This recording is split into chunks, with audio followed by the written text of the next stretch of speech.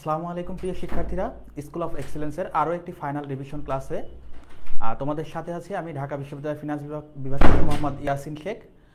তোমরা যারা জয়েন করেছো তাদেরকে আমি শুরুতেই আন্তরিক শুভেচ্ছা ও অভিনন্দন জানিয়ে আজকের উৎপাদন ব্যবস্থাপনা ও বিপণনের আজকের প্রথম ক্লাসটি শুরু করছি। তোমরা যারা জয়েন করেছো এসএসসি 25 শিক্ষার্থীরা, তোমরা চাইলে তোমার বন্ধুদের মেনশন করতে পারো বা চাইলে তোমরা শেয়ার করতে পারো তোমাদের বন্ধুদের সাথে। আমরা ক্লাসটি শুরু করব। তার পূর্বে তোমাদের জন্য স্কুল অফ এক্সেলেন্সের একটি বিশেষ ঘোষণা, যা তোমাদের জন্য আগামী যে অ্যাডমিশন সেশন আসছে এসএসসি 25 ব্যাচের জন্য, তাদের জন্য খুবই গুরুত্বপূর্ণ। সেই অ্যানাউন্সমেন্টটি আমি একটু শেয়ার করে দিতে চাই। তোমরা জানো যে স্কুল অফ এক্সেলেন্স বি ইউনিটের ধারাবাহিক সাফল্যের পর প্রথমবারের মতো সি ইউনিটের শিক্ষার্থীদের জন্য নিয়ে আসছে C unit excellent online course.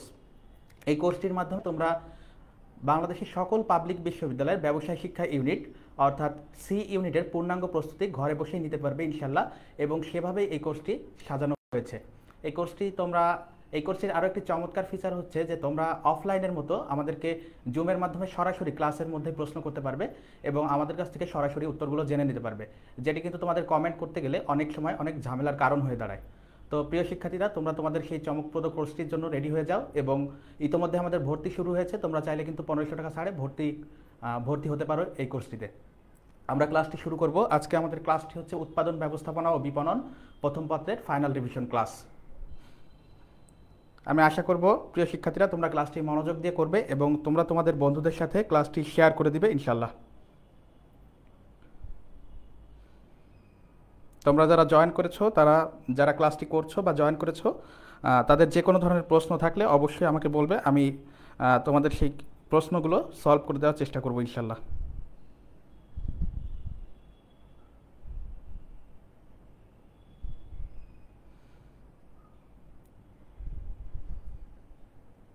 তো চলো আমরা আমাদের আজকের ক্লাসটি শুরু করি। প্রথমেই আমরা বরাবরের মতো হিসাব বিজ্ঞানে আমরা দেখেছি যে অনেকগুলো এমসিকিউ কিন্তু আমাদের করানোর ক্লাস থেকে কমন এসেছে, এবং আজকেও আমরা আশা রাখছি যে এই ক্লাসটি করে তোমাদের উপকার হবে এবং তোমরা ফাইনাল প্রস্তুতি নিতে পারবে, এবং তোমাদের যে এসএসসি পরীক্ষা আছে, এসএসসি উৎপাদন ব্যবস্থাপনা ও বিপণনের যে পরীক্ষাটি রয়েছে আগামী 20 তারিখ, সেখানেও বেশ কিছু কমন এবং রিটেন সংক্রান্ত ধারণা এই ক্লাসটি থেকে তোমরা পেয়ে যাবে ইনশাল্লাহ। তো চলো ক্লাসটি শুরু করা যাক। আমাদের প্রথমে যে বিষয়টি রয়েছে, নিচের কোনটি উৎপাদনের উপাদান নয়? নিচের কোনটি উৎপাদনের উপাদান নয়? উপাদান নয়, তো নয় কথাটিতে খেয়াল করতে হবে। তোমরা অনেক সময় যে ভুলটি করো যে উৎপাদনের উপাদান এবং শেষে যে নয়, এই কথাটি কিন্তু তোমরা খেয়াল করো না। তো উৎপাদন বহির্ভূত বা উৎপাদনের অন্তর্ভুক্ত কিনা, এই দুটি বিষয়ের ভিতর কিন্তু তোমাদেরকে খেয়াল রাখতে হবে। তো এখানে বলেছে উৎপাদনের উপাদান নয়, তাহলে আমরা কি করব? উৎপাদনের যে উপাদানগুলো রয়েছে, যে উৎপাদনের উপাদান রয়েছে 4টি, ভূমি, শ্রম, মূলধন, সংগঠন, এই 4টির ভিতর যে উপাদানটি নেই সেটি আমরা সিলেক্ট করার চেষ্টা করব। দেখো, ভূমি উৎপাদনের প্রথম উপাদান বা উপকরণ, ভূমি, তারপরে শ্রম, মূলধন, আরও একটি উপাদান রয়েছে সেটি সংগঠন। সংগঠন নেই, এখানে বীমা রয়েছে। তো বীমা হচ্ছে আমাদের উৎপাদনের উপকরণ বা উপাদান নয়। তাহলে আমরা কি পেলাম? উৎপাদনের উপকরণ নয় বীমা, অর্থাৎ যে 4টি উপাদান রয়েছে ভূমি, শ্রম, মূলধন, সংগঠন, এই 4টি থেকে যেটি থাকবে না সেটি কিন্তু উৎপাদনের উপাদান নয় বা বহির্ভূত। প্রিয় শিক্ষার্থীরা, আমরা চলে যাই আমাদের পরবর্তী এমসিকিউতে। পরবর্তী যে এমসিকিউটি রয়েছে, উৎপাদন কোন ধরনের উপযোগ সৃষ্টি করে? উৎপাদন কোন ধরনের উপযোগ সৃষ্টি করে? কোন ধরনের উপযোগ সৃষ্টি করে? প্রথমে রয়েছে রূপগত, সময়গত, স্থানগত, সত্ত্বগত। প্রিয় শিক্ষার্থীরা, আমরা জানি উৎপাদন সবসময় রূপগত উপযোগ সৃষ্টি করে। উৎপাদন অর্থাৎ আমরা যে পণ্যটি ব্যবহার করি বা নিঃশেষ করি বা ভোগ করি, সেই পণ্যটি কিন্তু বিভিন্ন পর্যায়ে রূপগত পরিবর্তনের মাধ্যমে আমাদের কাছে চূড়ান্ত পণ্য হিসেবে আসে। তো এই জন্য আমরা বলবো উৎপাদন সবসময় রূপগত উপযোগ, যা অর্থাৎ হচ্ছে ভোগ্য পণ্য বা হচ্ছে চূড়ান্ত পণ্য যেটি আসে আমরা সেটি বিভিন্ন রূপান্তরের মাধ্যমে পাই। এজন্য আমরা বলবো উৎপাদন হচ্ছে রূপগত উপযোগ সৃষ্টি করে। উৎপাদন রূপগত উপযোগ সৃষ্টি করে। উৎপাদন কি উপযোগ সৃষ্টি করে? রূপগত। আমাদের সঠিক অ্যান্সার হবে এটি। আমরা যে অন্যান্য অপশনগুলো রয়েছে সেগুলো একটু বিশ্লেষণ করব। সময়গত, আমরা জানি সময়গত উপযোগ সৃষ্টি করে গুদামজাতকরণ। সময়গত উপযোগ সৃষ্টি করে গুদামজাতকরণ। এরপর রয়েছে স্থানগত। স্থানগত উপযোগ সৃষ্টি করে পরিবহন। পরিবহন। সত্ত্বগত উপযোগ সৃষ্টি করে ক্রয় বিক্রয়। ক্রয় অথবা বিক্রয়। তাহলে আমরা দেখতে পেলাম এই তিনটি উপাদানই হচ্ছে বন্টন ব্যবস্থার সাথে সংশ্লিষ্ট, বন্টন ব্যবস্থার সাথে সংশ্লিষ্ট, কিন্তু প্রথম যে উপাদানটি রয়েছে রূপগত উপযোগ, এটি হচ্ছে উৎপাদন, উৎপাদন সৃষ্টি করে রূপগত উপযোগ। তো আমাদের উত্তর হবে এ, উত্তর হবে এ, আর বাকিগুলো সবই বন্টন সংক্রান্ত, বাকিগুলো সবই বন্টন সংক্রান্ত, এবং তিনটি আমি কিন্তু পাশে লিখে দিয়েছি। তো প্রিয় শিক্ষার্থীরা, আশা করি প্রত্যেকটি প্রশ্ন তোমরা আমি যেভাবে বিশ্লেষণ করে দিচ্ছি এভাবে বিশ্লেষণ করে করে পড়বে, কারণ এখানে অপশন এ রয়েছে উত্তর, কিন্তু আমাদের যখন বলবে যে গুদামজাতকরণ কোন ধরনের উপযোগ সৃষ্টি করে বা পরিবহন কোন ধরনের উপযোগ সৃষ্টি করে, তখন কিন্তু অন্য অপশনগুলো উত্তর হতে পারে। তো আমরা প্রত্যেকটি অপশন বিশ্লেষণ করে করে পড়বো, যেন একটি এমসিকিউ পড়লে আমাদের অন্তত 4টি এমসিকিউ সলভ হয়ে যায়। আশা করি তোমরা বুঝতে পারছো। যে কোনো ধরনের প্রশ্ন থাকলে অবশ্যই আমাকে কমেন্টে জানিয়ে দিবে, আমি তোমাদের সেটি সলভ করে দেওয়ার চেষ্টা করব। প্রিয় শিক্ষার্থীরা, আমরা চলে যাই আমাদের পরবর্তী প্রশ্নে। উৎপাদন ভোক্তার ক্ষেত্রে কি প্রভাব ফেলে? উৎপাদন ভোক্তার ক্ষেত্রে কি প্রভাব ফেলে? প্রিয় শিক্ষার্থীরা, আমরা খেয়াল রাখবো যে উৎপাদন, উৎপাদন তো আমাদের এখানে মেন কথা, কিন্তু এখানে বলেছে ভোক্তার ক্ষেত্রে, ভোক্তার ক্ষেত্রে। তো ভোক্তার ক্ষেত্রে আমাদের কি প্রভাব ফেলে এটি কিন্তু দেখতে হবে। প্রথমে রয়েছে জীবনযাত্রার মান বৃদ্ধি করে, কর্মসংস্থান সৃষ্টি করে, বিনিয়োগ বৃদ্ধি করে, আয় বৃদ্ধি করে। প্রিয় শিক্ষার্থীরা, আমরা জানি উৎপাদনের মাধ্যমে আমরা যে বিভিন্ন ধরনের উপাদান ও উৎপাদিত পণ্য ও সেবা পেয়ে থাকি, উৎপাদনের মাধ্যমে আমরা বিভিন্ন ধরনের সেবা ও পণ্য পেয়ে থাকি, এগুলো হচ্ছে চূড়ান্ত পণ্য, এবং এগুলোর মাধ্যমে আমাদের জীবনযাত্রার মান বৃদ্ধি পায়, জীবনযাত্রার মান বৃদ্ধি পায়। তো জীবনযাত্রার মান বৃদ্ধি করে উৎপাদন ভোক্তার ক্ষেত্রে, ভোক্তার ক্ষেত্রে উৎপাদন কি করে? জীবনযাত্রার মান বৃদ্ধি করে। কর্মসংস্থান সৃষ্টি, কর্মসংস্থান সৃষ্টি ভোক্তার ক্ষেত্রে নয়, বরং অর্থনৈতিক ক্ষেত্রে, বরং কোন ক্ষেত্রে? অর্থনৈতিক ক্ষেত্রে। এরপরে যেটি রয়েছে বিনিয়োগ বৃদ্ধি, বিনিয়োগ বৃদ্ধি ও অর্থনৈতিক গুরুত্ব উৎপাদনের। এরপরে রয়েছে আয় বৃদ্ধি, আয় বৃদ্ধি বলতে পারো ব্যবসায় সংগঠনের জন্য গুরুত্ব, ব্যবসায় সংগঠনের জন্য গুরুত্ব হচ্ছে আয় বৃদ্ধি। তাহলে দেখো, জীবনযাত্রার মান বৃদ্ধি করে উৎপাদন, কিন্তু এটি কার জন্য মূলত প্রযোজ্য? এটি ভোক্তার জন্য প্রযোজ্য। তো আমাদের প্রশ্নে বলেছে ভোক্তার ক্ষেত্রে, আমাদের প্রশ্নে বলেছে ভোক্তার ক্ষেত্রে, আমরা এজন্য উত্তর করব এ। যদি বলতো অর্থনৈতিক গুরুত্ব কোনটি, তাহলে উত্তর হতো আমাদের এই দুটি। যদি বলতো ব্যবসায়ের ক্ষেত্রে কোনটি, তাহলে হতো এটি। তো আমাদের যেহেতু এখানে বলেছে ভোক্তার ক্ষেত্রে, আমরা অ্যান্সার করব এ। প্রিয় শিক্ষার্থীরা, প্রত্যেকটি প্রশ্ন বিশ্লেষণ করে পড়তে হবে, যেন তোমরা প্রত্যেকটি এমসিকিউ দিয়ে বা প্রত্যেকটি এমসিকিউ এর অপশন দিয়ে যদি কোনো অন্য প্রশ্ন আসে, সেটি কিন্তু সলভ করা শিখতে হবে। প্রিয় শিক্ষার্থীরা, তোমাদের যে কোনো ধরনের প্রশ্ন থাকলে অবশ্যই আমাকে কমেন্টে জানাতে পারো, আমি তোমাদেরকে সেটি সলভ করে দেওয়ার চেষ্টা করব। আমরা চলে যাই আমাদের পরবর্তী প্রশ্নে। পরিবহন যোগে দিনাজপুর হতে লিচু এনে ঢাকায় বিক্রয়ের মাধ্যমে কোন ধরনের উপযোগ সৃষ্টি হয়? পরিবহন যোগে এক স্থান থেকে অন্য স্থানে পণ্য নেওয়া হলে, পরিবহন যোগে এক স্থান থেকে পণ্য অন্য স্থানে নেওয়া হলে আমরা কোন ধরনের উপযোগ পাই?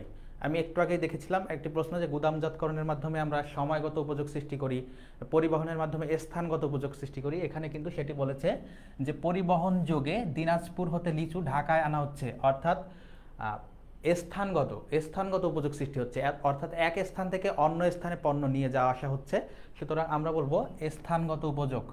তাহলে পরিবহন যোগে বা পরিবহনের মাধ্যমে এক স্থান থেকে অন্য স্থানে পণ্য নিলে সেটি কিন্তু স্থানগত উপযোগ সৃষ্টি করে। কোন উপযোগ সৃষ্টি করে?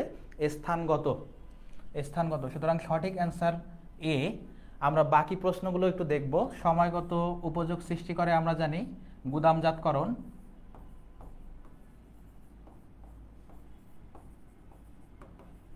সেবাগত উপযোগ সৃষ্টি করে সেবা শিল্প,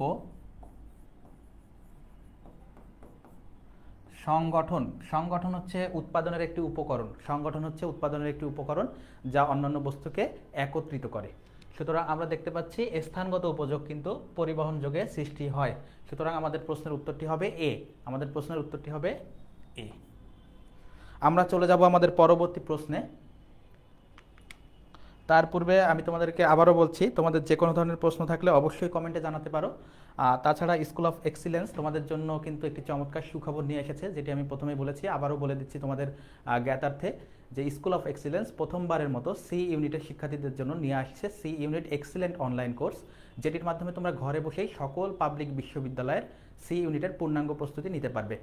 এবং এই কোর্সটিতে আমাদের চমৎকার সব ফিচার্স রয়েছে, যেটির মাধ্যমে তোমরা কিন্তু ঘরে বসেই পূর্ণাঙ্গ প্রস্তুতি নিতে পারবে এবং সকল পাবলিক বিশ্ববিদ্যালয়ের সি ইউনিটের প্রস্তুতি এক কোর্সেই হয়ে যাবে ইনশাল্লাহ। তো আমরা চলে যাই আমাদের পরবর্তী প্রশ্নে। নিচের কোনটি ব্যবসায়ের ঝুঁকি দূর করে? ব্যবসায়ের ঝুঁকি কিসের মাধ্যমে দূর হয়? ব্যবসায়ের ঝুঁকি কিসের মাধ্যমে? দেখো, ব্যাংক কি করে? অর্থগত সমস্যা দূর করে। ব্যাংক কি করে? অর্থগত সমস্যা বা অর্থগত উপযোগ সৃষ্টি করে। পরিবহন আমরা দেখেছি স্থানগত উপযোগ সৃষ্টি করে। স্থানগত। বিমার মাধ্যমে ব্যবসায়ের যাবতীয় ঝুঁকি দূর হয়। বিমার মাধ্যমে ব্যবসায়ের ঝুঁকি দূর হয়। বিমার মাধ্যমে ঝুঁকি দূর হয়। ঝুঁকিগত বাধা দূর করে বিমা। এরপরে যেটি রয়েছে গুদামজাতকরণ, এটি সময়গত বা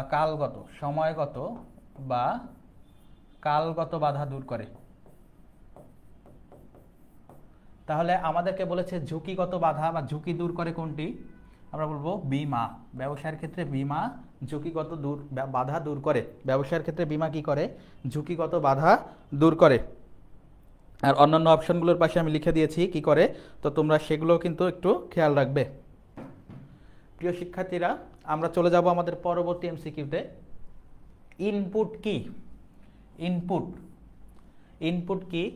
উৎপাদিত পণ্য। আমরা জানি উৎপাদিত পণ্য হচ্ছে চূড়ান্ত পণ্য বা আউটপুট। চূড়ান্ত পণ্য বা কি? আউটপুট। উৎপাদন প্রক্রিয়া হচ্ছে উৎপাদনের দ্বিতীয় ধাপ। উৎপাদন প্রক্রিয়া কি? উৎপাদনের দ্বিতীয় ধাপ। উৎপাদনের 3টি ধাপ রয়েছে, যার দ্বিতীয় ধাপ হচ্ছে উৎপাদন প্রক্রিয়া। উৎপাদনের উপকরণ 4টি। ভূমিশ্রম মূলধন সংগঠন। উৎপাদন বিন্যাস হচ্ছে উৎপাদন পরিকল্পনার একটি অংশ।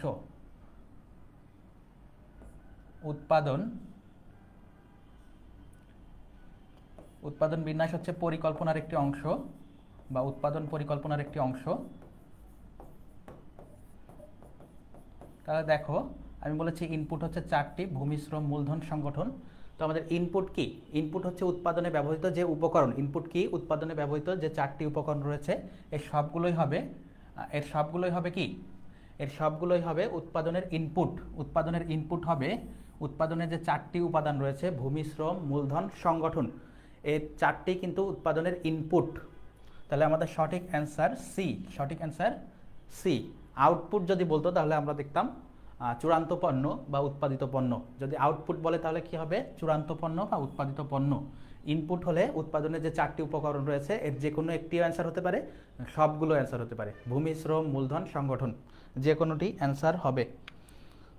তোমাদের যে কোনো ধরনের প্রশ্ন থাকলে অবশ্যই আমাদেরকে কমেন্টে জানিয়ে দিবে। এবং তোমাদের জন্য যে অ্যানাউন্সমেন্টটি, সেটি আমি বারবারই বলছি যে সি ইউনিটের জন্য এইচএসসি 25 ব্যাচের সি ইউনিটের জন্য প্রথমবারের মতো স্কুল অফ এক্সিলেন্স নিয়ে আসছে C unit excellent online course, যেটির মাধ্যমে তোমরা ঘরে বসেই ব্যবসায় শিক্ষা ইউনিটের সকল পাবলিক বিশ্ববিদ্যালয়ের পূর্ণাঙ্গ প্রস্তুতি নিতে পারবে। তারই ধারাবাহিকতায় আজকের এই উৎপাদন ব্যবস্থাপনা ও বিপণনের প্রথম ক্লাস, যার মাধ্যমে আমরা আজকে ফাইনাল রিভিশন ক্লাসটি নিচ্ছি এবং তোমাদের একটি এইচএসসি পরীক্ষার ঠিক পূর্ব মুহূর্তে একটি ফাইনাল ক্লাসের মাধ্যমে তোমাদের প্রস্তুতি যেন সম্পন্ন হয় সেটির ব্যবস্থা করেছি। আমরা চলে যাব আমাদের পরবর্তী প্রশ্ন, উপযোগ কি? আমরা চলে যাচ্ছি আমাদের পরবর্তী প্রশ্ন, উপযোগ কি? মানুষের আনন্দ দেওয়ার ক্ষমতা, ক্রয় করার ক্ষমতা, খাদ্য গ্রহণের ক্ষমতা, অভাব পূরণের ক্ষমতা। তাহলে দেখো, আনন্দ দেওয়ার ক্ষমতা বিনোদনের মাধ্যমে আমরা পাই। মানুষের ক্রয় ক্ষমতা বা পারচেজিং পাওয়ার বলে, ক্রয় ক্ষমতার আরেক নাম পারচেজিং পাওয়ার। খাদ্য গ্রহণের ক্ষমতা উৎপাদনের সাথে জড়িত নয়। মানুষের অভাব পূরণের ক্ষমতা হচ্ছে উপযোগ। তাহলে অভাব পূরণের সক্ষমতা বা ক্ষমতাই হচ্ছে উপযোগ বা ইউটিলিটি। উপযোগ বা ইউটিলিটি।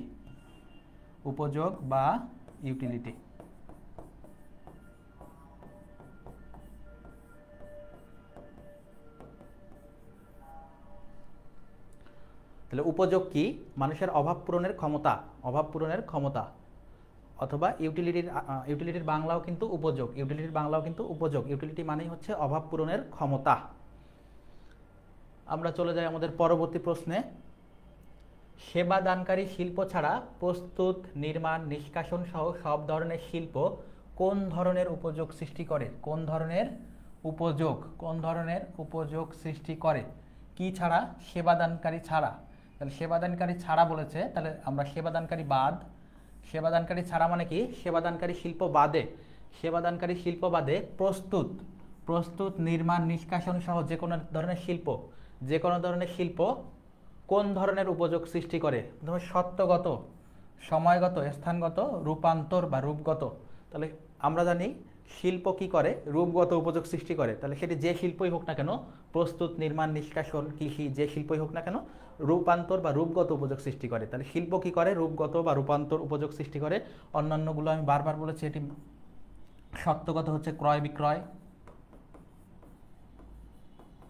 সময়গত গুদামজাতকরণ,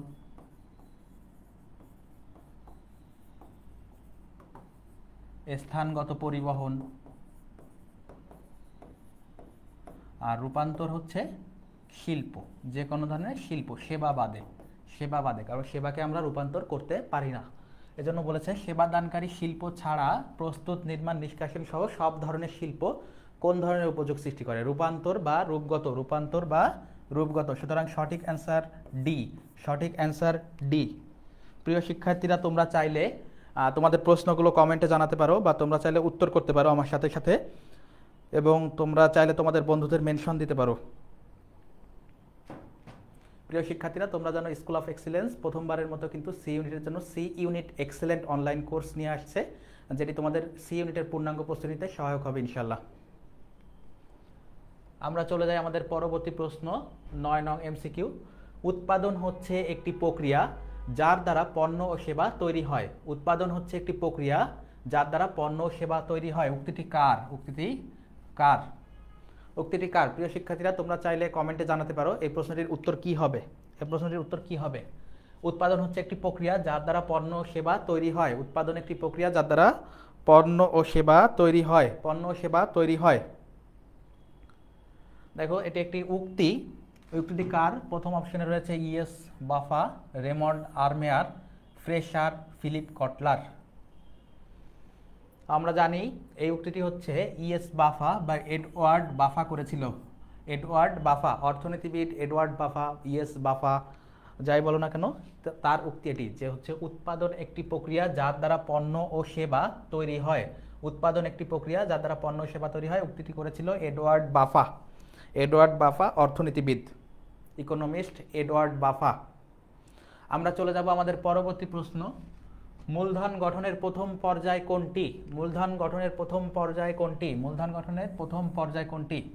আমরা জানি মূলধন গঠনের পর্যায় রয়েছে 4টি। প্রিয় শিক্ষার্থীরা, মূলধন গঠনের পর্যায় রয়েছে 4টি, যার প্রথমটি হচ্ছে 1 নম্বরে আসে আয়, তারপর সঞ্চয়, সঞ্চয় সংগ্রহ, এবং সর্বশেষ বিনিয়োগ। বিনিয়োগের মাধ্যমে মূলধন সম্পূর্ণ গঠিত হয়। তাহলে আমি কি বললাম? যে মূলধন গঠনের পর্যায় রয়েছে 4টি, যার প্রথমে আয়, 1 নম্বরে থাকে আয়, একে থাকে আয়, 2 সঞ্চয়, আয়কৃত অর্থ সঞ্চয় করা, তারপর সঞ্চয় সংগ্রহ করা হয় বিভিন্ন আর্থিক প্রতিষ্ঠানের মাধ্যমে, আর বিনিয়োগ করা হয় আর্থিক প্রতিষ্ঠানের মাধ্যমে। তাহলে 1 হচ্ছে আয়, 2 সঞ্চয়, 3 সঞ্চয় সংগ্রহ, এবং 4 হচ্ছে বিনিয়োগ। আর আমাদের বলেছে প্রথম পর্যায়, অর্থাৎ 1 নম্বরে কোন ধাপটি রয়েছে? সেটি হচ্ছে আয়। আয়। তাহলে প্রথম পর্যায় কোনটি? আয়। মূলধন সংগ্রহের প্রথম পর্যায় কোনটি, বা মূলধন গঠনের প্রথম পর্যায় কোনটি? আয়। আমরা চলে যাব আমাদের পরবর্তী এমসিকিউতে। নিচের কোনটি উৎপাদনের অন্তর্ভুক্ত? নিচের কোনটি উৎপাদনের অন্তর্ভুক্ত? প্রিয় শিক্ষার্থীরা, উৎপাদনের অন্তর্ভুক্ত যখনই আমাদের বলবে উৎপাদনের অন্তর্ভুক্ত, তখনই আমরা আওতা, উৎপাদনের আওতা বা উৎপাদনের ভিতর কি কি বিষয় অন্তর্ভুক্ত থাকে সেই জিনিসটি আমাদেরকে একটু মাথায় রাখতে হবে। আমরা জানি উৎপাদনের আওতা রয়েছে 3টি। উৎপাদনের আওতা রয়েছে 3টি, বা 3টি ক্ষেত্রে উৎপাদন হয়, যার প্রথমে রয়েছে শিল্প, শিল্প খাত, দুয়ে রয়েছে সেবা খাত, দুয়ে রয়েছে কি সেবা খাত, এবং তিনে রয়েছে কৃষি খাত। তাহলে উৎপাদনের অন্তর্ভুক্ত বললে এই তিনটি বিষয় থেকে যে কোনো একটি হবে, এই তিনটি বিষয় থেকে যে কোনো একটি হবে। আমি আবারও বলছি, উৎপাদনের অন্তর্ভুক্ত বললে উৎপাদনের আওতা যে আমাদের রয়েছে তিনটি বিষয় নিয়ে, শিল্প খাত, সেবা খাত এবং কৃষি খাত, এই তিনটির যে কোনো একটি উত্তর হতে পারে। আমরা একটু অপশনগুলো দেখি। বন্টন, প্রসার, বিপণন, কৃষি। দেখো এখানে তিনটি, বন্টন আওতার ভিতর নেই, প্রসারও নেই, বিপণনও নেই, রয়েছে কৃষি খাত। তাহলে আমাদের অ্যান্সার ডি। তাহলে আমাদের অ্যান্সার ডি। প্রিয় শিক্ষার্থীরা, উৎপাদনের অন্তর্ভুক্ত বললে আমরা সবসময় আওতার যে বিষয় রয়েছে তিনটি, শিল্প খাত, সেবা খাত এবং কৃষি খাত, আমরা এই তিনটি অপশন থেকে যেটি আমাদের অপশনে দেওয়া থাকবে সেটি কিন্তু আমরা অ্যান্সার করব। তাহলে আমাদের এখানে কৃষি রয়েছে, কৃষি হবে অ্যান্সার। আমরা চলে যাচ্ছি আমাদের পরবর্তী এমসিকিউ। পণ্য বন্টন প্রণালীতে বিজ্ঞাপন কোন ধরনের বাধা দূর করে? বিজ্ঞাপন, তাহলে বন্টন সংক্রান্ত কাজের একটি রয়েছে বিজ্ঞাপন। সেই বিজ্ঞাপন কোন ধরনের বাধা দূর করে? বিজ্ঞাপন কোন ধরনের বাধা দূর করে? তো বিজ্ঞাপন আমরা দেখি অর্থগত, আমরা জানি অর্থগত বাধা দূর করে ব্যাংক বা ব্যাংকিং। স্থানগত বাধা, বারবার বলেছি স্থানগত বাধা লিখছি না, স্থানগত বাধা দূর করে পরিবহন। স্থানগত বাধা কি দূর করে? পরিবহন। প্রচারগত বাধা, প্রচারগত বাধা দূর হয় বিজ্ঞাপনের মাধ্যমে। বিজ্ঞাপনের মাধ্যমে কি দূর হয়? প্রচারগত বাধা।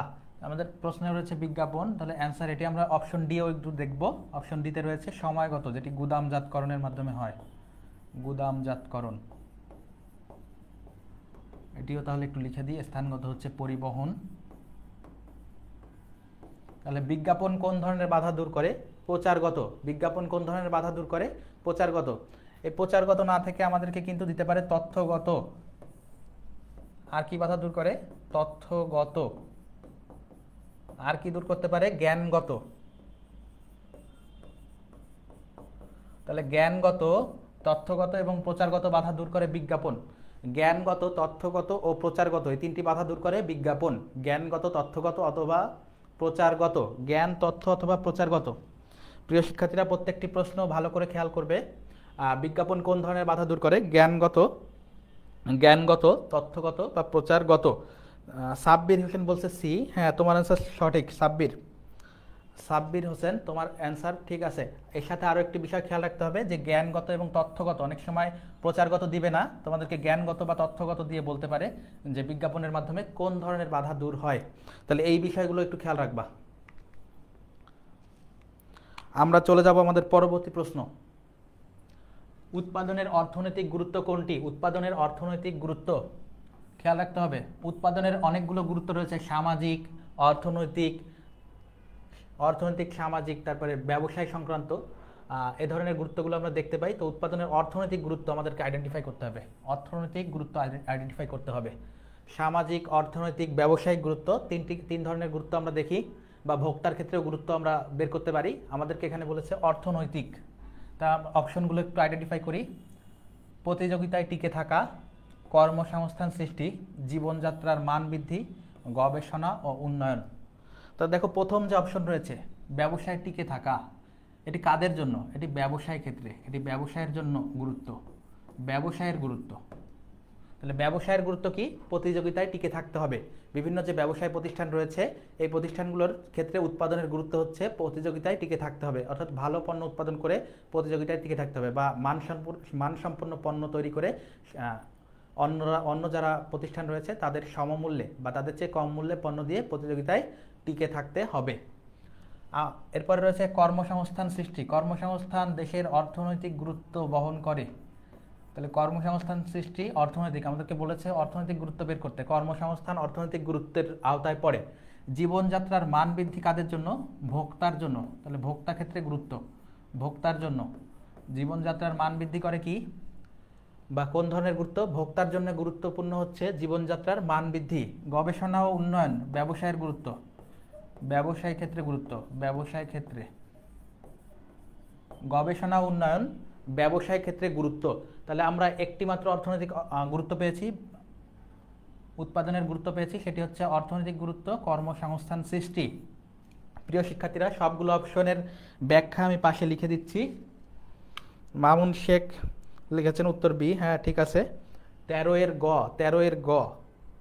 এর গ লিখছে সিদ্দিকা। না, 13 গ অর্থনৈতিক গুরুত্ব না, জীবনযাত্রার মান বৃদ্ধি হচ্ছে ভোক্তার জন্য, জীবনযাত্রার মান বৃদ্ধি হচ্ছে ভোক্তার জন্য। আর অর্থনৈতিক গুরুত্ব কর্মসংস্থান সৃষ্টি করা, যখন কর্মসংস্থান সৃষ্টি হবে উৎপাদনের মাধ্যমে, তখন সেদের দেশের সামগ্রিক অর্থনৈতিক গুরুত্ব হিসেবে বিবেচিত হবে। সিদ্দিকা, আশা করি বুঝতে পারছো। সুতরাং এটি হবে হচ্ছে কর্মসংস্থান সৃষ্টি। এবার প্রশ্ন, যে কোনো ধরনের প্রশ্ন থাকলে উত্তর দেওয়ার চেষ্টা করো, এবং অন্য প্রশ্ন থাকলে অবশ্যই সেটিও বলে দিবে। আমি তোমাদেরকে ভুল হলে বা সঠিক হলে অবশ্যই বলে দেওয়ার চেষ্টা করব। আমরা চলে যাই আমাদের পরবর্তী প্রশ্নে।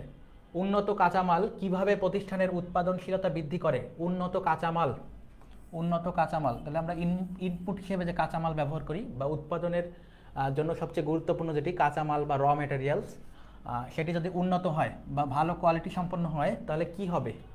উচ্চ মূল্যের পণ্য উৎপাদন করবা, উচ্চ মূল্যের পণ্য উৎপাদন করে, কাঁচামালের অপচয় হ্রাস করে, ক্রেতা সন্তুষ্টির মাধ্যমে উৎপাদনশীলতা বৃদ্ধি করে, প্রতিষ্ঠানের সুনাম সৃষ্টি করে। তাহলে আমাদেরকে দেখতে হবে উন্নত কাঁচামাল কিভাবে প্রতিষ্ঠানের উৎপাদনশীলতা বৃদ্ধি করে। উৎপাদনশীলতা কি? স্বল্প সময়ে বেশি উৎপাদন করার ক্ষমতা। উৎপাদনশীলতা বৃদ্ধি করা মানে কি? আগের যে প্রযুক্তি বা আগের যে আমাদের শিল্প প্রতিষ্ঠান ছিল, সেখানে একই রকম সময় এবং একই রকম যন্ত্র ব্যবহার করে বেশি উৎপাদন করা, তাহলে হবে উৎপাদনশীলতা বৃদ্ধি। তো উৎপাদনশীলতা বৃদ্ধির জন্য উন্নত কাঁচামাল কিভাবে উৎপাদনশীলতা বৃদ্ধি করবে? অপচয় হ্রাস করে, কাঁচামালের অপচয় হ্রাস করে। যখনই আমরা উন্নত কাঁচামাল ব্যবহার করব, তখন কিন্তু অপচয় হ্রাস পাবে, অর্থাৎ কাঁচামালের যে নষ্ট হয়ে যাওয়া, মানে স্বল্প মূল্যে আমরা যদি কাঁচামাল কিনে বা হচ্ছে কম কোয়ালিটি সম্পন্ন মানহীন কাঁচামাল যদি আমরা ব্যবহার করি, সেক্ষেত্রে কিন্তু অপচয় বৃদ্ধি পায়, অর্থাৎ কাঁচামাল বেশি নষ্ট হয়। তো আমাদের উৎপাদনশীলতা, যখনই কাঁচামাল বেশি নষ্ট হবে, তখনই কিন্তু উৎপাদনশীলতা কমে যাবে। আর এই কাঁচামালের অপচয় যদি বৃদ্ধি পায় তাহলে উৎপাদনশীলতা কমে। আর অপচয় যদি হ্রাস পায়, অর্থাৎ কাঁচামালের নষ্ট হওয়া যদি কমে যায়, তাহলে উৎপাদনশীলতা বৃদ্ধি পাবে। সুতরাং অ্যান্সার বি। সুতরাং অ্যান্সার কি হবে? বি। তাহলে 14 অ্যান্সার বি। সাব্বির হোসেন বলেছিল বি। তোমার অ্যান্সার ঠিক আছে। আমরা চলে যাব আমাদের পরবর্তী প্রশ্নে।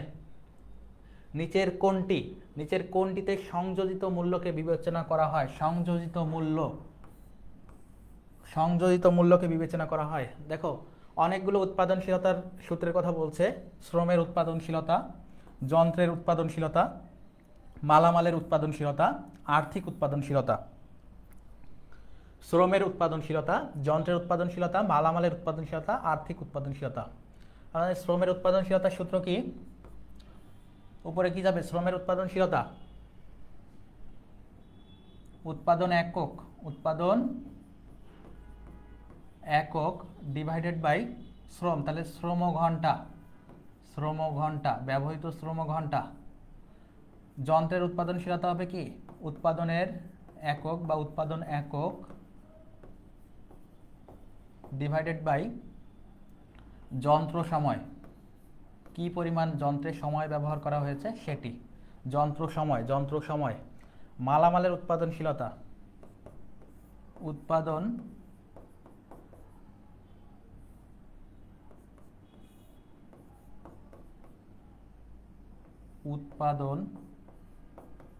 ডিভাইডেড বাই মালামালের উৎপাদনশীলতার সূত্র কি? উৎপাদন ডিভাইডেড বাই ব্যবহৃত মালামাল বা মাল। আর্থিক উৎপাদনশীলতার সূত্র যেটি রয়েছে, সংযোজিত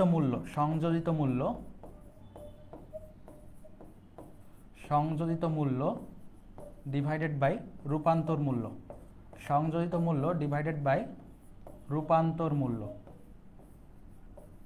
তাহলে প্রিয় শিক্ষার্থীরা, আমরা প্রত্যেকটি উৎপাদনশীলতার সূত্র লিখলাম। শ্রমের উৎপাদনশীলতা, যন্ত্রের উৎপাদনশীলতা, মালামালের উৎপাদনশীলতা, আর্থিক উৎপাদনশীলতা। এর যতগুলো সূত্র আমরা লিখেছি, তার ভিতর কোথাও প্রথম যে তিনটি রয়েছে, কোথাও কিন্তু সংযোজিত মূল্য নেই। তাহলে এই তিনটি অ্যান্সার হবে না, এবং অপশন ডি এর সূত্রের উপরে রয়েছে সংযোজিত মূল্য। তাহলে আর্থিক উৎপাদনশীলতার সূত্র হচ্ছে সংযোজিত মূল্য ডিভাইডেড বাই রূপান্তর মূল্য। তাহলে সংযোজিত মূল্য বিবেচনা করা হয় আর্থিক উৎপাদনশীলতায়। সুতরাং অ্যান্সার ডি। প্রিয় শিক্ষার্থীরা, সুতরাং এই প্রশ্নটির অ্যান্সার হবে ডি। আমি কিন্তু প্রত্যেকটি অপশন তোমাদের জন্য বিশ্লেষণ করে দেখিয়ে দিচ্ছি। তো আমাদেরকে উদ্দীপক বা প্রশ্নে কি চেয়েছে সেটি কিন্তু আইডেন্টিফাই করা শিখতে হবে। আমরা চলে যাব আমাদের পরবর্তী প্রশ্ন 16 নং এমসিকিউ।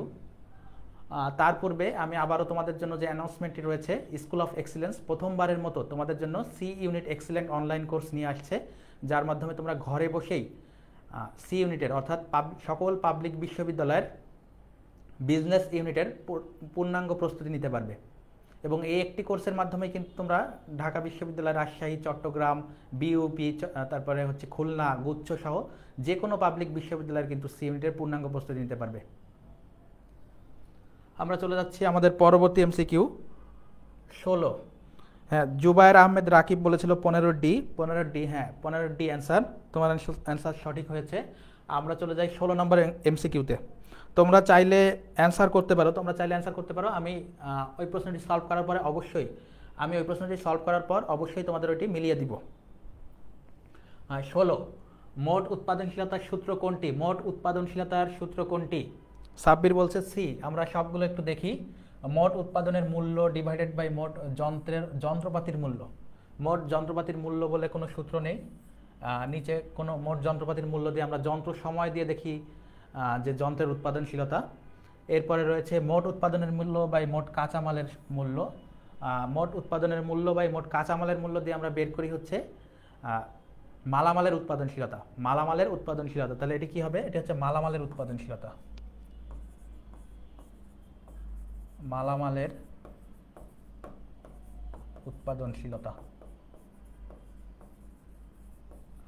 আমাদের চেয়েছে মোট উৎপাদনশীলতা। তাহলে মোট উৎপাদনশীলতা হচ্ছে মোট উৎপাদন মূল্য ডিভাইডেড বাই মোট উপকরণ মূল্য। তাহলে মোট উৎপাদন মূল্যকে আমরা কি বলি? Output divided by input. উপকরণ হচ্ছে 4টি, ওই 4টির সবগুলো যোগফল হবে ইনপুট। তাহলে আউটপুট ডিভাইডেড বাই ইনপুট বা মোট উৎপাদন মূল্য ডিভাইডেড বাই মোট উপকরণ মূল্য হচ্ছে মোট উৎপাদনশীলতার সূত্র। ডি নাম্বারে কি রয়েছে? মোট উৎপাদনের মূল্য বা মোট শ্রমব্যয়। মোট উৎপাদনের মূল্য ডিভাইডেড বাই মোট শ্রমব্যয়। এটি হচ্ছে শ্রমের উৎপাদনশীলতা। এটি কি সেই সূত্র? শ্রমের উৎপাদনশীলতা।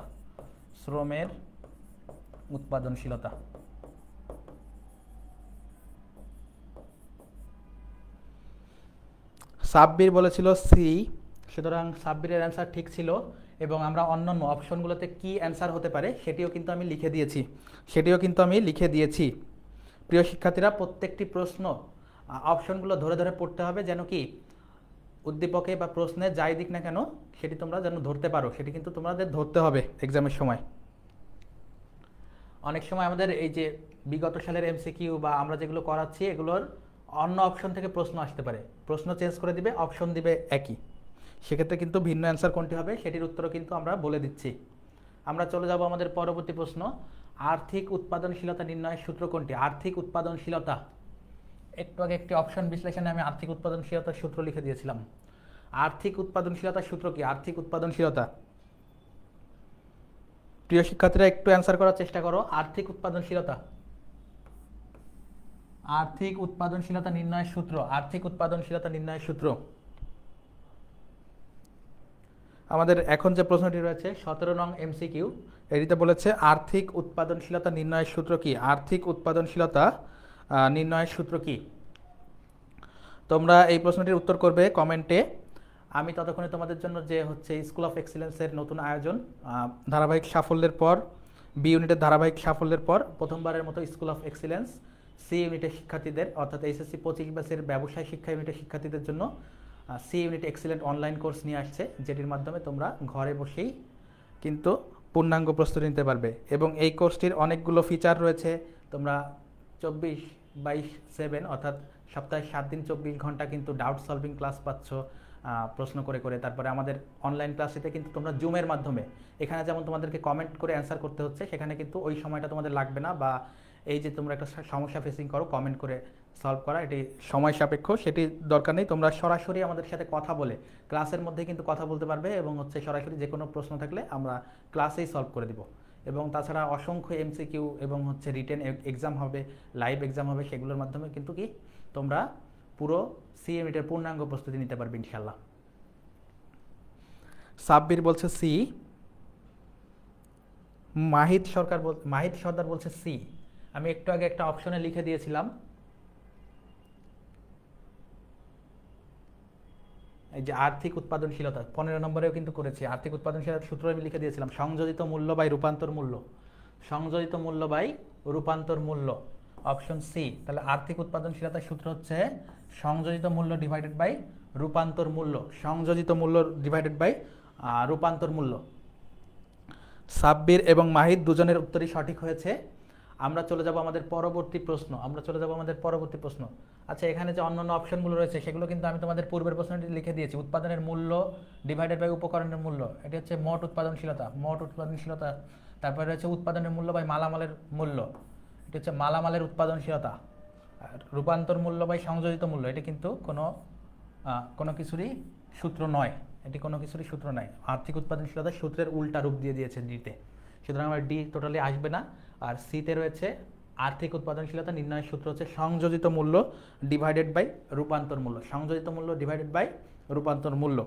আমরা চলে যাব আমাদের পরবর্তী প্রশ্ন। একটি প্রতিষ্ঠান 100 একক কাঁচামাল ব্যবহার করে 10 একক চূড়ান্ত পণ্য তৈরি করেন, প্রতিষ্ঠানটির উৎপাদনশীলতা কত? তাহলে মোট উৎপাদনশীলতার কথা বলছে, মোট উৎপাদনশীলতা। আমরা জানি মোট উৎপাদনশীলতার সূত্র কি?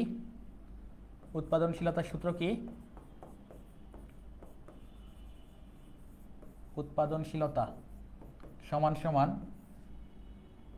আউটপুট ডিভাইডেড বাই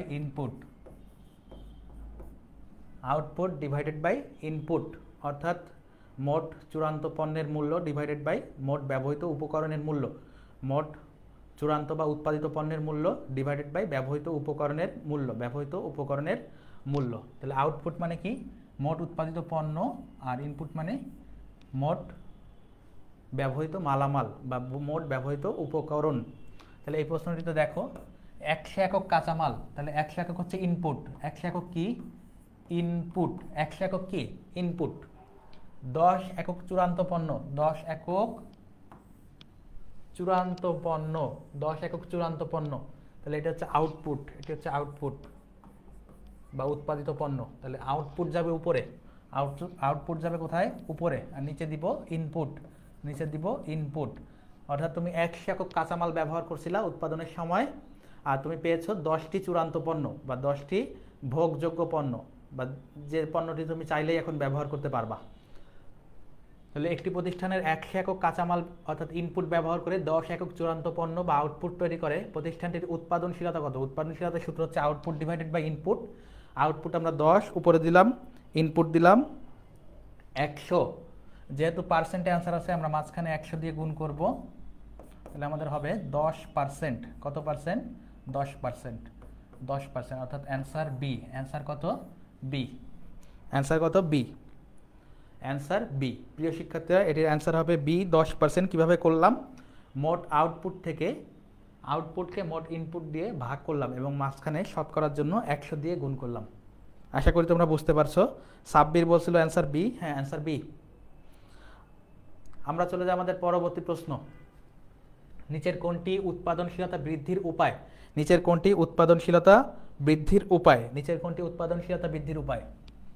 উৎপাদনশীলতা বৃদ্ধি করবে, অর্থাৎ কম সময়ে বেশি পরিমাণ পণ্য উৎপাদন করবে, কম সময়ে বেশি পরিমাণ পণ্য বা সেবা উৎপাদন করবে। বন্টন ব্যবস্থা, সংরক্ষণ ব্যবস্থা, মৌলিকীকরণ, গবেষণা উন্নয়ন। দেখো, বন্টন ব্যবস্থা, সংরক্ষণ ব্যবস্থা, মৌলিকীকরণ সবই উৎপাদনের আওতাভুক্ত নয়, এগুলো বন্টন সংক্রান্ত কাজ, এগুলো পণ্যের বন্টন সংক্রান্ত কাজ। অর্থাৎ উৎপাদন করার পর ভোক্তা পর্যন্ত পৌঁছাতে গেলে যে বন্টন সংক্রান্ত কার্যাবলী আমাদের নেওয়া লাগে, সেগুলো কিন্তু এই বন্টন সংক্রান্ত কাজের অন্তর্ভুক্ত। এই যে বন্টন ব্যবস্থা, সংরক্ষণ ব্যবস্থা বলেছি, গুদামজাতকরণ, বন্টন, মৌলিকীকরণ বা প্যাকেজিং, তাহলে এগুলো সবই উৎপাদনের পরে। তাহলে উৎপাদনশীলতা বৃদ্ধির জন্য কি করতে হবে? গবেষণা ও উন্নয়ন, অর্থাৎ গবেষণা খাতে ব্যয় করতে হবে। গবেষণা খাতে ব্যয় করলে যে নতুন নতুন পদ্ধতি আবিষ্কার হবে, তার মাধ্যমে কি আমরা কম সময়ে বেশি পরিমাণ পণ্য উৎপাদন করতে পারবো, কম সময়ে বেশি পরিমাণ পণ্য উৎপাদন করতে পারবো গবেষণা ও উন্নয়নের মাধ্যমে। গবেষণা করে আমরা নতুন পদ্ধতি আবিষ্কার করি এবং এর ফলে উন্নয়ন ঘটে, অর্থাৎ কম সময়ে বেশি পরিমাণ পণ্য উৎপাদন করতে পারি। আর কম সময়ে বেশি পরিমাণ পণ্য উৎপাদন করলেই কিন্তু উৎপাদনশীলতা বাড়ে। কম সময়ে বেশি পরিমাণ পণ্য উৎপাদন করলেই উৎপাদনশীলতা বৃদ্ধি পাবে। তাহলে আমাদের অ্যান্সার হবে ডি। সাব্বির আবারও বলছে ডি, হ্যাঁ অ্যান্সার ডি। আমরা চলে যাই আমাদের পরবর্তী প্রশ্ন, 20 নং এমসিকিউ। শ্রমের উৎপাদনশীলতা দ্বারা কি প্রকাশ পায়? শ্রমের উৎপাদনশীলতা দ্বারা কি প্রকাশ পায়? শ্রমের উৎপাদনশীলতা দ্বারা কি প্রকাশ পায়? তাহলে শ্রমের সরবরাহ, শ্রমের উৎপাদনযোগ্যতা, শ্রমের দক্ষতা, শ্রম এবং উৎপাদনের সম্পর্ক। শ্রম এবং কি উৎপাদনের সম্পর্ক, শ্রম এবং উৎপাদনের সম্পর্ক। তাহলে আমরা একটু চলে যাই, শ্রমের উৎপাদনশীলতার সূত্র কি ছিল? শ্রমের উৎপাদনশীলতার সূত্র কি ছিল?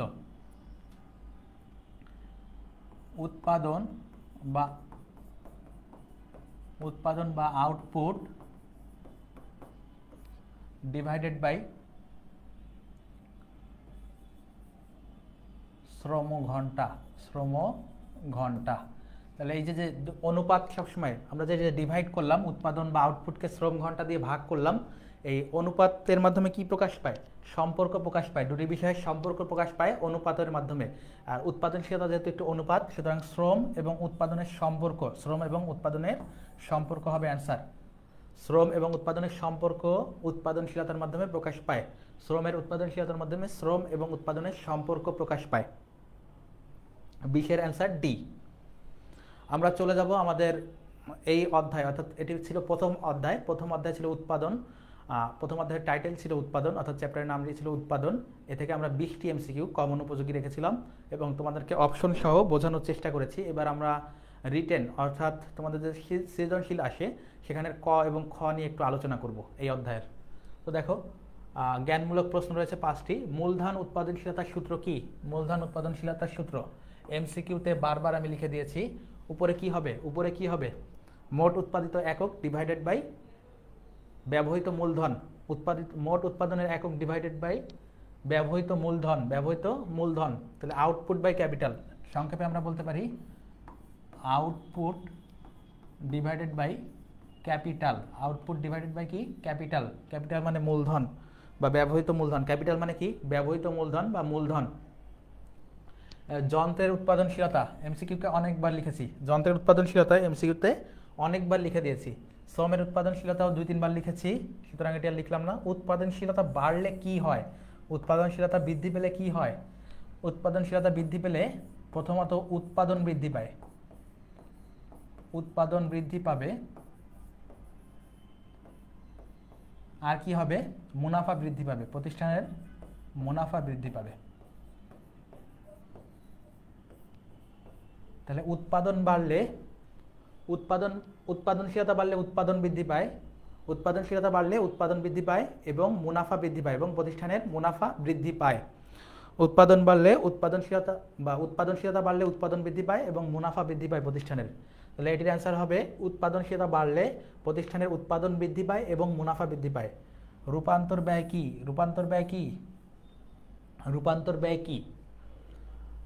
রূপান্তর ব্যয়ের সংজ্ঞা হচ্ছে, আমরা যখন কোনো একটি কাঁচামালকে ব্যবহার উপযোগী পণ্যে পরিণত করি বা চূড়ান্ত পণ্যে পরিণত করি, এর মধ্যবর্তী যাবতীয় ব্যয় হচ্ছে রূপান্তর ব্যয়। তাহলে কাঁচামালকে বা র ম্যাটেরিয়ালসকে চূড়ান্ত পণ্য বা ফিনিশড গুডসে পরিণত করার জন্য যে পরিমাণ ব্যয় আমরা করি তার সবই হচ্ছে রূপান্তর ব্যয়। রূপান্তর ব্যয়। আমরা চলে যাব আমাদের অনুধাবনমূলক প্রশ্ন। দেখো, অনুধাবনমূলক বেশ কয়েকটি প্রশ্ন রেখেছি। উৎপাদন পণ্যের উপযোগ সৃষ্টি করে। হ্যাঁ, উৎপাদন পণ্যের উপযোগ সৃষ্টি করে। আমাদের 3টি ক্ষেত্র রয়েছে উৎপাদনের: শিল্প, সেবা এবং কৃষি। এরা প্রত্যেকেই রূপগত উপযোগ সৃষ্টি করে। প্রত্যেকেই কি করে? রূপগত উপযোগ সৃষ্টি করে। উৎপাদনশীলতা অর্থনৈতিক প্রবৃদ্ধি অর্জনের সহায়তা করে। হ্যাঁ, উৎপাদনের একটি গুরুত্ব হচ্ছে অর্থনৈতিক প্রবৃদ্ধি অর্জন করা, যেমন কর্মসংস্থান সৃষ্টি করা, বেকারত্ব দূর করা, এগুলো হচ্ছে অর্থনৈতিক প্রবৃদ্ধি অর্জনে সহায়তা করে। উৎপাদনশীলতা বৃদ্ধিতে দক্ষ প্রশিক্ষিত কর্মী সাহায্য করে। হ্যাঁ, উৎপাদনশীলতা হলো কম সময়ে বেশি পরিমাণ উৎপাদন করা। তাহলে দক্ষ কর্মী হলে আমাদের উৎপাদনশীলতা বৃদ্ধি পাবে। এরপরে আমরা চলে যাব উৎপাদনশীলতা হ্রাস চ্যালেঞ্জ সৃষ্টি করে। দেখো উৎপাদনশীলতা বৃদ্ধি পেলে যেমন আমাদের উৎপাদন বাড়ে, ঠিক একইভাবে উৎপাদনশীলতা হ্রাস পেলে অর্থাৎ উৎপাদন কমে গেলে আমাদের ব্যবসায় প্রতিষ্ঠানের জন্য একটি চ্যালেঞ্জ বা হুমকি স্বরূপ। অর্থাৎ যখনই আমাদের উৎপাদন কমে যাবে তখন কি আমরা পুরোপুরি সাপ্লাই বা পণ্য সরবরাহ করতে পারবো না। চাহিদা থাকবে কিন্তু আমরা সরবরাহ করতে পারবো না, যার ফলে কি প্রতিষ্ঠানের সুনাম ক্ষুণ্ণ হবে। এজন্য উৎপাদনশীলতা কি করে?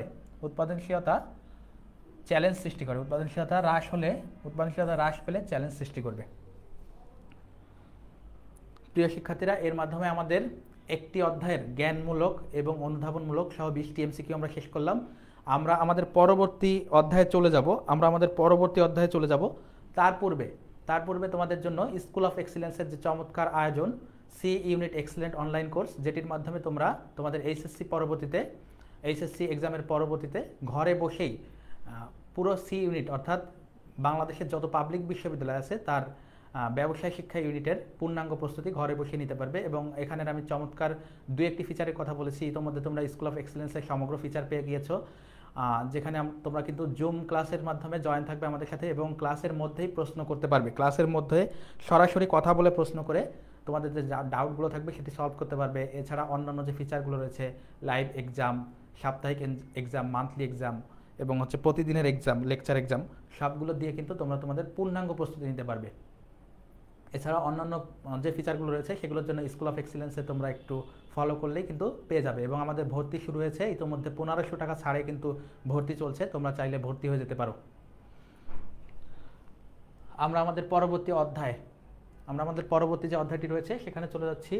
নিচের কোন উপাদানকে উৎপাদনের জীবনী শক্তি হিসেবে বিবেচনা করা হয়? নিচের কোন উপাদানকে, তোমরা একটু কমেন্ট করবে। আমরা 21 শুরু করব। তোমরা যদি এই প্রশ্নগুলোর উত্তর পারো তাহলে অবশ্যই কমেন্ট করবে এবং আমি সেগুলো কিন্তু যাচাই করে দিব এবং অন্যান্য অপশনগুলো অবশ্যই ব্যাখ্যা বিশ্লেষণ করে তোমাদেরকে বুঝিয়ে দেব তোমাদের জন্য, যেটি শেষ মুহূর্তের প্রস্তুতির জন্য গুরুত্বপূর্ণ হবে। তো আমরা দেখি নিচের কোন উপাদান বা উপাদানকে উৎপাদনের জীবনী শক্তি, খেয়াল রাখতে হবে জীবনী শক্তি, অথবা যদি বলে প্রাণ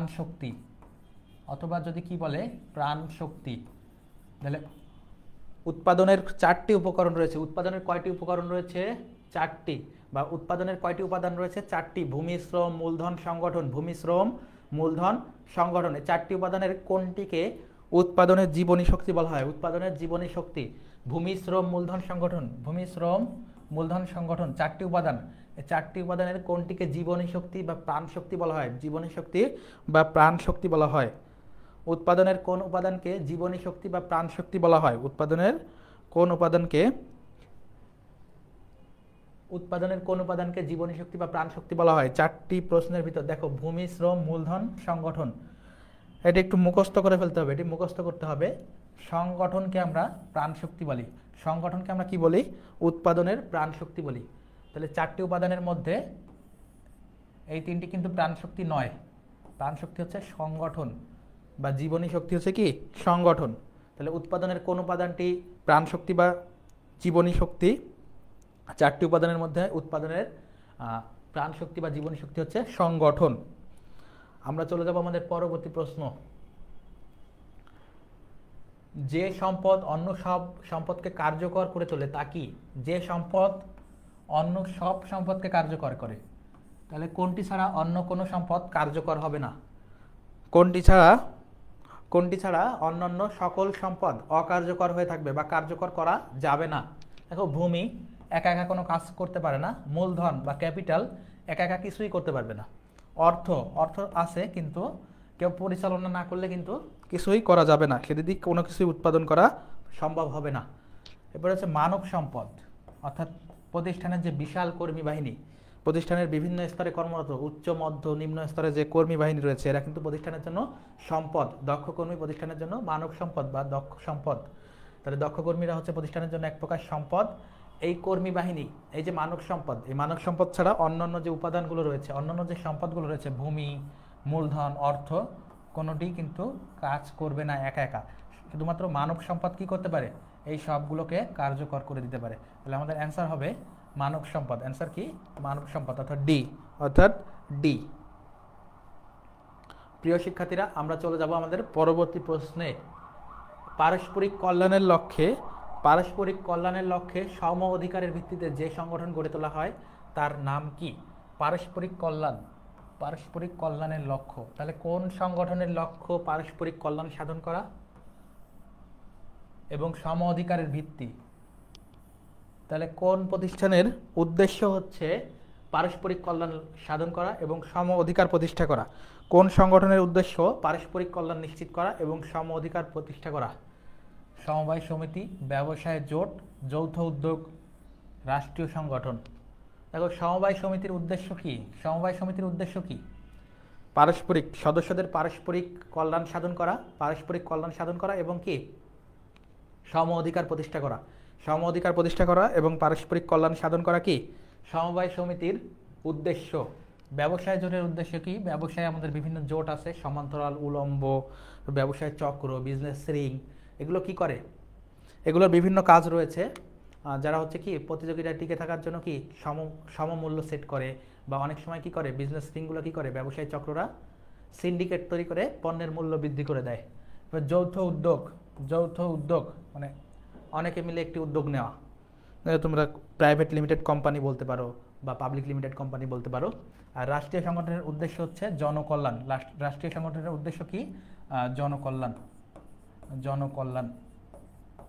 রাষ্ট্রীয় সংগঠনের উদ্দেশ্য হচ্ছে জনকল্যাণ নিশ্চিত করা বা সমাজ কল্যাণ নিশ্চিত করা। তাহলে সমবায়ের উদ্দেশ্য আমরা পেলাম পারস্পরিক কল্যাণের লক্ষ্য নিয়ে এবং সম অধিকার প্রতিষ্ঠার ভিত্তিতে কাজ করে সমবায় সমিতি। সুতরাং আমাদের অ্যান্সার হবে এ। আমরা চলে যাব আমাদের পরবর্তী প্রশ্নে। মূলধন গঠনের প্রধান পর্যায় কয়টি? মূলধন গঠনের পর্যায় হচ্ছে 4টি। মূলধন গঠনের পর্যায় কয়টি? 4টি। মুখস্থ করে ফেলতে হবে। মূলধন গঠনের পর্যায় 4টি। আমি প্রথম অধ্যায়ের এমসিকিউ সলভ করানোর সময় বলছিলাম আয়, সঞ্চয় সংগ্রহ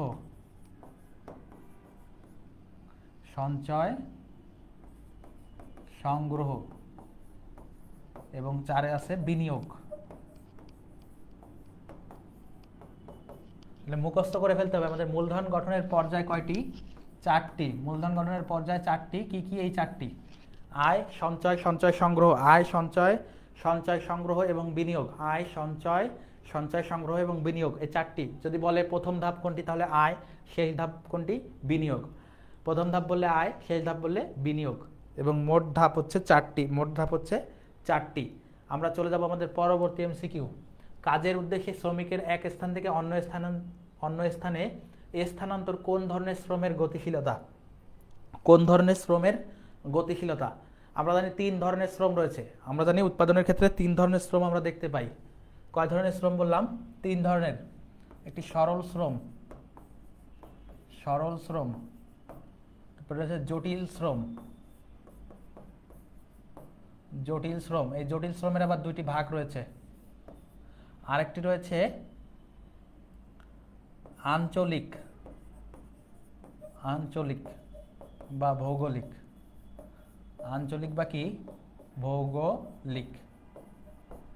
তাহলে দেখো, কাজের উদ্দেশ্যে শ্রমিকের এক স্থান থেকে অন্য স্থানে স্থানান্তর কোন ধরনের শ্রমের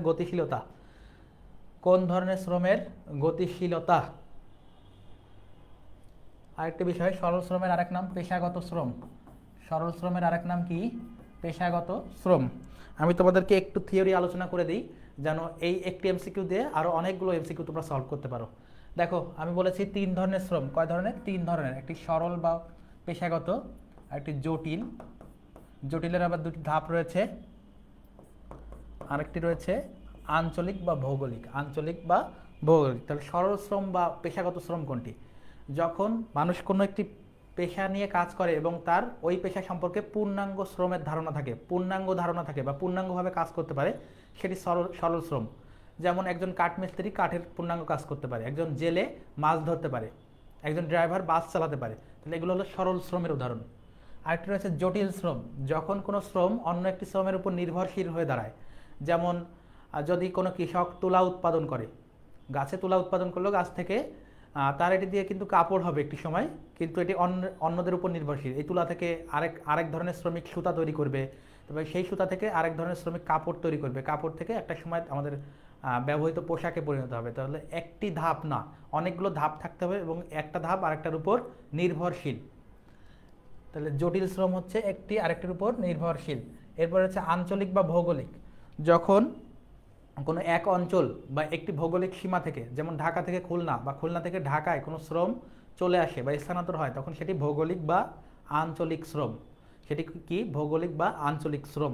তাহলে আমাদেরকে বলছে যে এক স্থান থেকে অন্য স্থানে স্থানান্তর, এক স্থান থেকে অন্য স্থানে স্থানান্তর, তাহলে এটি হবে ভৌগোলিক বা আঞ্চলিক। অপশন ডিতে রয়েছে ভৌগোলিক বা আঞ্চলিক, এর আরেকটি অ্যান্সার হতে পারে আঞ্চলিক। তাহলে আমাদের এখানে সঠিক অ্যান্সার ডি, সঠিক অ্যান্সার ডি। আর জটিল শ্রমের যে দুটি ধাপ রয়েছে এটি আমি পরবর্তী এমসিকিউতে তোমাদেরকে বুঝিয়ে দিব। পরবর্তী আরও এমসিকিউ রয়েছে এই সংক্রান্ত, এটি আমি তোমাদেরকে বুঝিয়ে দিব। আমরা চলে যাচ্ছি আমাদের পরবর্তী এমসিকিউতে। নরওয়ের প্রায় 50% লোক মাছ ধরার কাজে নিয়োজিত, এজন্য নরওয়েকে ধীবরের দেশ বলা হয়। তাদের মাছ ধরার কাজটি কোন ধরনের শ্রম বিভাগের অন্তর্ভুক্ত? তাহলে মাছ ধরার কাজ কি কাজ? মাছ ধরা। মাছ ধরা কোন ধরনের শ্রম? কোন ধরনের শ্রম বিভাগের মধ্যে পড়বে? আমি পূর্বের প্রশ্নেই বলেছি, দেখো একটু খেয়াল করো, পূর্বের প্রশ্নেই বলেছি শ্রম 3 প্রকার: সরল বা পেশাগত, জটিল, আঞ্চলিক বা ভৌগোলিক। তাহলে এই 3 প্রকারের ভিতর কোন ধরনের শ্রম? এই যেখানে দেওয়া রয়েছে সরল, জটিল এবং আঞ্চলিক। আমি বলেছিলাম সরল শ্রমের ক্ষেত্রে কি হবে? সম্পূর্ণ পেশাগত ধারণা বা দক্ষতা থাকতে হবে। যেহেতু জেলে সে পুরোপুরিভাবে মাছ ধরতে পারে, তার এটি অন্য কারোর উপর নির্ভরশীল নয়। মাছ ধরার জন্য জেলের আর কারোর প্রয়োজন হয় না, বা অন্য কোনো খাতের শ্রমিকের প্রয়োজন, বা অন্য কোনো শ্রমিকের খাতের অন্য কোনো শ্রমিকের উপর নির্ভর করতে হয় না। তাহলে এটি হবে সরল শ্রম। এটি হবে কোন শ্রম? সরল বা পেশাগত। সরল বা কি? আরেকটু উত্তর হতে পারে পেশাগত, পেশাগত শ্রম। তাহলে আমাদের অ্যান্সার হবে এ, অ্যান্সার হবে এ। তাহলে মাছ ধরার কাজ বা জেলের কাজ হচ্ছে সরল শ্রম। আমরা চলে যাব আমাদের পরবর্তী এমসিকিউ। উৎপাদন প্রক্রিয়াকে বিভিন্ন নির্ভরশীল স্তরে ভাগ করা হলে তাকে কি বলে? প্রিয় শিক্ষার্থীরা, আমি এই প্রশ্নটি তোমাদের বলেছিলাম যে জটিল শ্রমের ক্ষেত্রে কি করবে? বিভিন্ন ধাপের উপর নির্ভর থাকবে, বিভিন্ন ধাপের উপর নির্ভর থাকবে। এখন বলছে যে নির্ভরশীল স্তরে ভাগ করা হলে তাকে কি বলে? দেখো আমি বলছিলাম জটিল শ্রমের দুটি ধাপ রয়েছে। জটিল শ্রমের দুইটি ধাপ। জটিল শ্রমের ধাপ কয়টি? দুইটি। একটি হলো সম্পূর্ণ প্রক্রিয়াগত,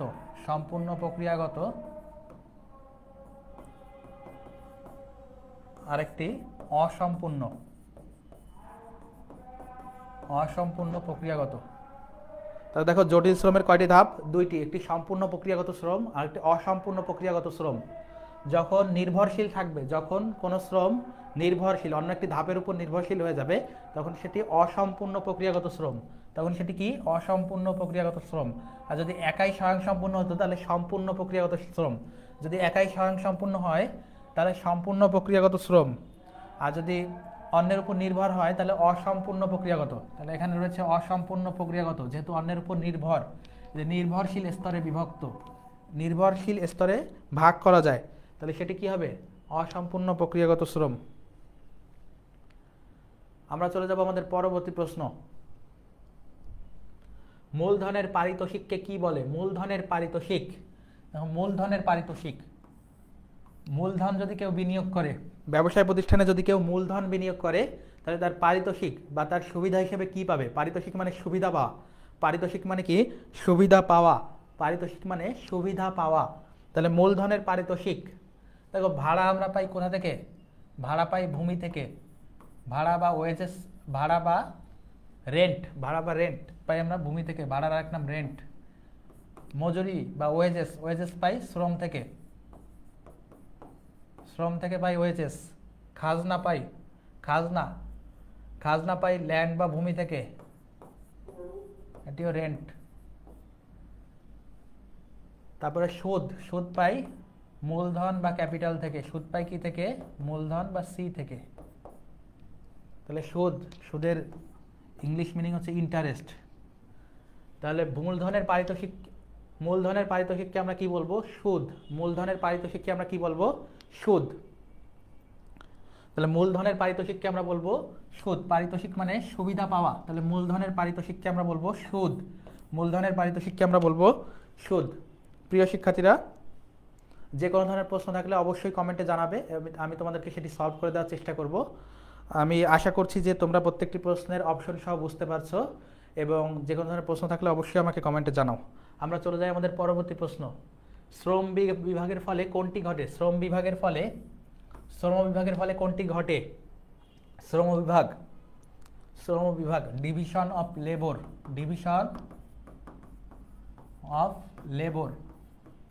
শ্রম বিভাগ বা ডিভিশন অফ লেবার, এটির ফলে কোনটি ঘটবে? কর্মসংস্থান হ্রাস পায়, শ্রমের গতিশীলতা হ্রাস, শ্রেণী বৈষম্যের সৃষ্টি, উৎপাদনশীলতা হ্রাস। শ্রম বিভাগ বা ডিভিশন অফ লেবার, যখন এই ডিভিশন অফ লেবার বা শ্রম বিভাগ করা হবে তখন প্রত্যেকটা কাজের ক্ষেত্রে কি গতিশীলতা বৃদ্ধি পাবে, হ্রাস পাবে না। অর্থাৎ উৎপাদনশীলতা বাড়বে, শ্রমিকের দক্ষতা বাড়বে, এবং শ্রমিকের দক্ষতা বৃদ্ধি পেলে আমরা কি জানি? উৎপাদনশীলতা বৃদ্ধি পায়। শ্রমিকের দক্ষতা বৃদ্ধি পেলে উৎপাদনশীলতা কিন্তু বৃদ্ধি পায়। তো এখানে যেগুলো বলছে কর্মসংস্থান হ্রাস, না, কর্মসংস্থান হ্রাস করে না, বৃদ্ধি করে। গতিশীলতা হ্রাস করে না, বৃদ্ধি করে। শ্রেণী বৈষম্য সৃষ্টি করে। শ্রেণী বৈষম্য, যখনই আমরা ডিভিশন অফ লেবার কথাটি বলবো তখন কিন্তু বিভিন্ন শ্রেণীতে ভাগ হয়ে যাবে, বিভিন্ন শ্রেণীতে কি উৎপাদন প্রক্রিয়া ভাগ হয়ে যাবে, বিভক্ত হয়ে যাবে। এটা একটি শ্রেণী বৈষম্যের সৃষ্টি করে। সুতরাং অ্যান্সার সি। আর দিতে বলছে উৎপাদনশীলতা হ্রাস করে না, উৎপাদনশীলতা হ্রাস করে না, বৃদ্ধি করে। তাহলে অপশন ডিও হচ্ছে না। তাহলে 29 নং এমসিকিউ এর উত্তর হবে সি। 29 নং এমসিকিউ এর উত্তর হবে সি। আমরা চলে যাব আমাদের পরবর্তী এমসিকিউতে। শ্রম বিভাগ কত প্রকার? মুখস্থ করতে হবে শ্রম বিভাগ কত প্রকার। আরও একটি এমসিকিউতে আমি আলোচনা করেছিলাম, শ্রম বিভাগ হচ্ছে 3 প্রকার। শ্রম বিভাগ কয় প্রকার? 3 প্রকার। শ্রম বিভাগ হচ্ছে 3 প্রকার: সরল শ্রম, জটিল শ্রম এবং ভৌগোলিক শ্রম। সরল, জটিল এবং ভৌগোলিক শ্রম। প্রিয় শিক্ষার্থীরা, 3 ধরনের শ্রম বিভাগ রয়েছে: সরল, জটিল এবং ভৌগোলিক শ্রম। আমরা চলে যাব আমাদের পরবর্তী এমসিকিউতে। উৎপাদনের কোন উপাদানটি উৎপাদন প্রক্রিয়ায় ব্যবহৃত সমস্ত প্রাকৃতিক সম্পদকে অন্তর্ভুক্ত করে? কোন উপাদানটি? উৎপাদনের 4টি উপাদান রয়েছে: ভূমি, শ্রম, মূলধন, সংগঠন। উৎপাদনের কয়টি উপাদান রয়েছে? 4টি। উৎপাদনের উপাদান রয়েছে 4টি: ভূমি, শ্রম, মূলধন, সংগঠন। এই 4টির ভিতর কোনটি সমস্ত প্রাকৃতিক সম্পদকে অন্তর্ভুক্ত করে? শ্রম মানুষ প্রদান করে, মূলধন আমরা সংগ্রহ করতে পারি, ভূমি উদ্যোক্তা উপাদান নয়, সুতরাং এটি প্রথমেই বাদ। আর 3টি উপাদানের কথা বলছে এখানে দেখো, এবং কোন কথাটি বলছে? প্রাকৃতিক। তাহলে প্রাকৃতিক সম্পদকে অন্তর্ভুক্ত করে ভূমি। প্রাকৃতিক সম্পদকে অন্তর্ভুক্ত করে কে? ভূমি। প্রাকৃতিক, আমাদের যাবতীয় প্রাকৃতিক সম্পদ ভূমির উপর উৎপাদন হয়। যাবতীয় প্রাকৃতিক সম্পদ কিসের উপর উৎপাদন হয়? ভূমির উপর উৎপাদন হয়। যাবতীয় প্রাকৃতিক সম্পদ ভূমির উপর উৎপাদন হয়, সুতরাং ভূমি হচ্ছে যাবতীয় প্রাকৃতিক সম্পদকে অন্তর্ভুক্ত করে। ভূমি যাবতীয় প্রাকৃতিক সম্পদকে অন্তর্ভুক্ত করে। আমরা চলে যাব আমাদের পরবর্তী যে এমসিকিউটি রয়েছে। কোনটি সংগঠনের উপাদান নয়?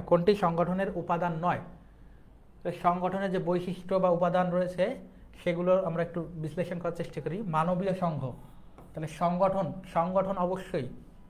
উৎপাদনের 4র্থ উপাদান বা উপকরণ হচ্ছে সংগঠন। উৎপাদনের 4র্থ উপাদান বা উপকরণ হচ্ছে সংগঠন। এই সংগঠনের উপাদান 9 কোনটি? আমরা জানি সংগঠন একটি মানবীয় সংঘ, সুতরাং এটি হচ্ছে না। অনমনীয়তা,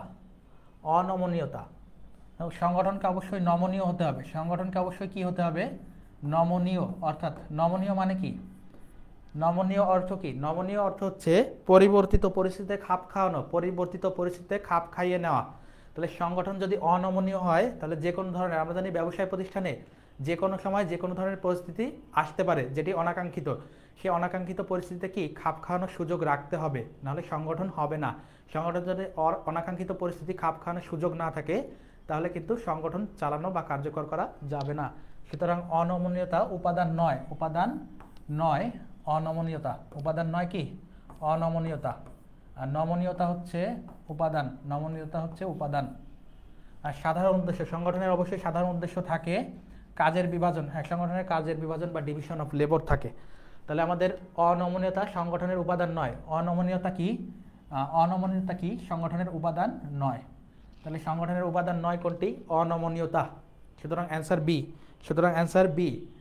আমরা চলে যাব আমাদের পরবর্তী এমসিকিউ, 33 নং এমসিকিউ। সুদের হার মূলধন গঠনের কোন পর্যায়কে প্রভাবিত করে? সুদের হার, সুদের হার মূলধন গঠনের পর্যায় কয়টি? মূলধন গঠনের পর্যায় 4টি। মূলধন গঠনের পর্যায় রয়েছে 4টি: আয়, সঞ্চয়,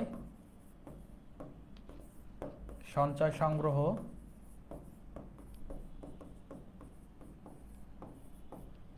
এবং বিনিয়োগ, এবং বিনিয়োগ। তাহলে আয়, সঞ্চয়, সঞ্চয় সংগ্রহ এবং বিনিয়োগ, এই 4টির ভিতর কোনটিকে সুদের হার প্রভাবিত করবে? এই 4টির ভিতর কোনটিকে সুদের হার প্রভাবিত করবে? আমরা জানি সুদের হারকে প্রভাবিত করে সঞ্চয় সংগ্রহ, সঞ্চয় সংগ্রহকে প্রভাবিত করে সুদের হার, সঞ্চয় সংগ্রহকে প্রভাবিত করে সুদের হার। সুদের হারের কারণে আমরা সঞ্চয় সংগ্রহ করতে পারি, সুদের হারের কারণে আমরা সঞ্চয় সংগ্রহ করতে পারি। সুতরাং এখানে রয়েছে অপশন এতে আর্থিক সঞ্চয় সংগ্রহ, আর্থিক সঞ্চয় সংগ্রহ, যেটি হচ্ছে সুদের হারের কারণে সম্ভব হয়। আর্থিক সঞ্চয় সংগ্রহ করা সম্ভব হয় সুদের হারের কারণে, আর্থিক সঞ্চয় সংগ্রহ করার সুযোগ হয় সুদের হারের কারণে। আমরা চলে যাব আমাদের পরবর্তী এমসিকিউ। উৎপাদকের দৃষ্টিকোণ থেকে উৎপাদনের গুরুত্ব কোনটি? উৎপাদকের দৃষ্টিকোণ থাকতে পারে, দেশের সামগ্রিক অর্থনৈতিক গুরুত্ব থাকতে পারে, ভোক্তার দৃষ্টিকোণ থেকে থাকতে পারে। আমরা ভোক্তার দৃষ্টিকোণ থেকে দেখছিলাম জীবনযাত্রার মান উন্নয়ন, জীবনযাত্রার মান উন্নয়ন হচ্ছে ভোক্তার দৃষ্টিকোণ থেকে। রপ্তানি উন্নয়ন, রপ্তানি উন্নয়ন দেশের দৃষ্টিকোণ থেকে, দেশের সামষ্টিক অর্থনৈতিক দৃষ্টিকোণ থেকে, সামষ্টিক অর্থনীতি বা ম্যাক্রো ইকোনমিক্স। তাহলে সামষ্টিক অর্থনীতি বা অর্থনৈতিক দৃষ্টিকোণ থেকে হচ্ছে রপ্তানি উন্নয়ন, ক্রেতাদের সন্তুষ্টি উন্নয়ন বা অর্জন, এটিও ভোক্তার ক্ষেত্রে, এটিও ভোক্তার ক্ষেত্রে। ব্যবসায় সম্প্রসারণ, তাহলে উৎপাদক যে, ব্যবসায় প্রতিষ্ঠানের উৎপাদনকারী বা উৎপাদক যে, মালিক যে, তার জন্য গুরুত্ব হচ্ছে ব্যবসায় সম্প্রসারণ করা, ব্যবসায় এক্সপ্যান্ড করা, ব্যবসায় সম্প্রসারণ বা এক্সপ্যান্ড করা। তাহলে ব্যবসায় সম্প্রসারণ হচ্ছে উৎপাদক বা ব্যবসায়ীর জন্য, উৎপাদক বা ব্যবসায়ীর জন্য, উৎপাদক বা ব্যবসায়ীর জন্য কি হবে?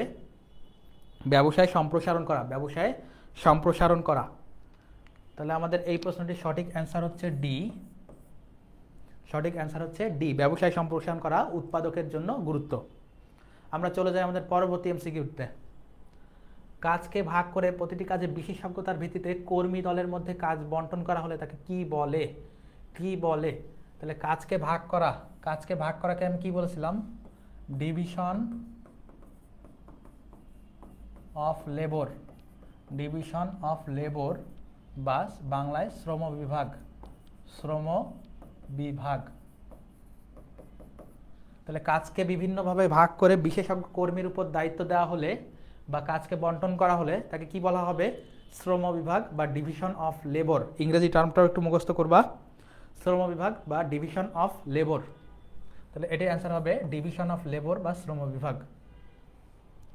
আমরা আমাদের পরবর্তী এমসিকিউ যেটি রয়েছে সেটিতে চলে যাব। 36 নং এমসিকিউ। নিচের কোনটি উৎপাদনের মূল ভিত্তি?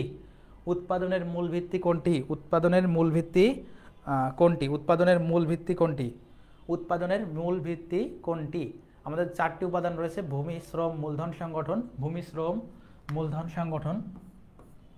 এই 4টির ভিতর উৎপাদনের ভিত্তি কোনটি? উৎপাদনের মূল ভিত্তি। প্রিয় শিক্ষার্থীরা, এই এমসিকিউটি অবশ্যই মুখস্থ করে ফেলবে, খুবই গুরুত্বপূর্ণ, অনেকবার এসেছে বিগত সালগুলোতে।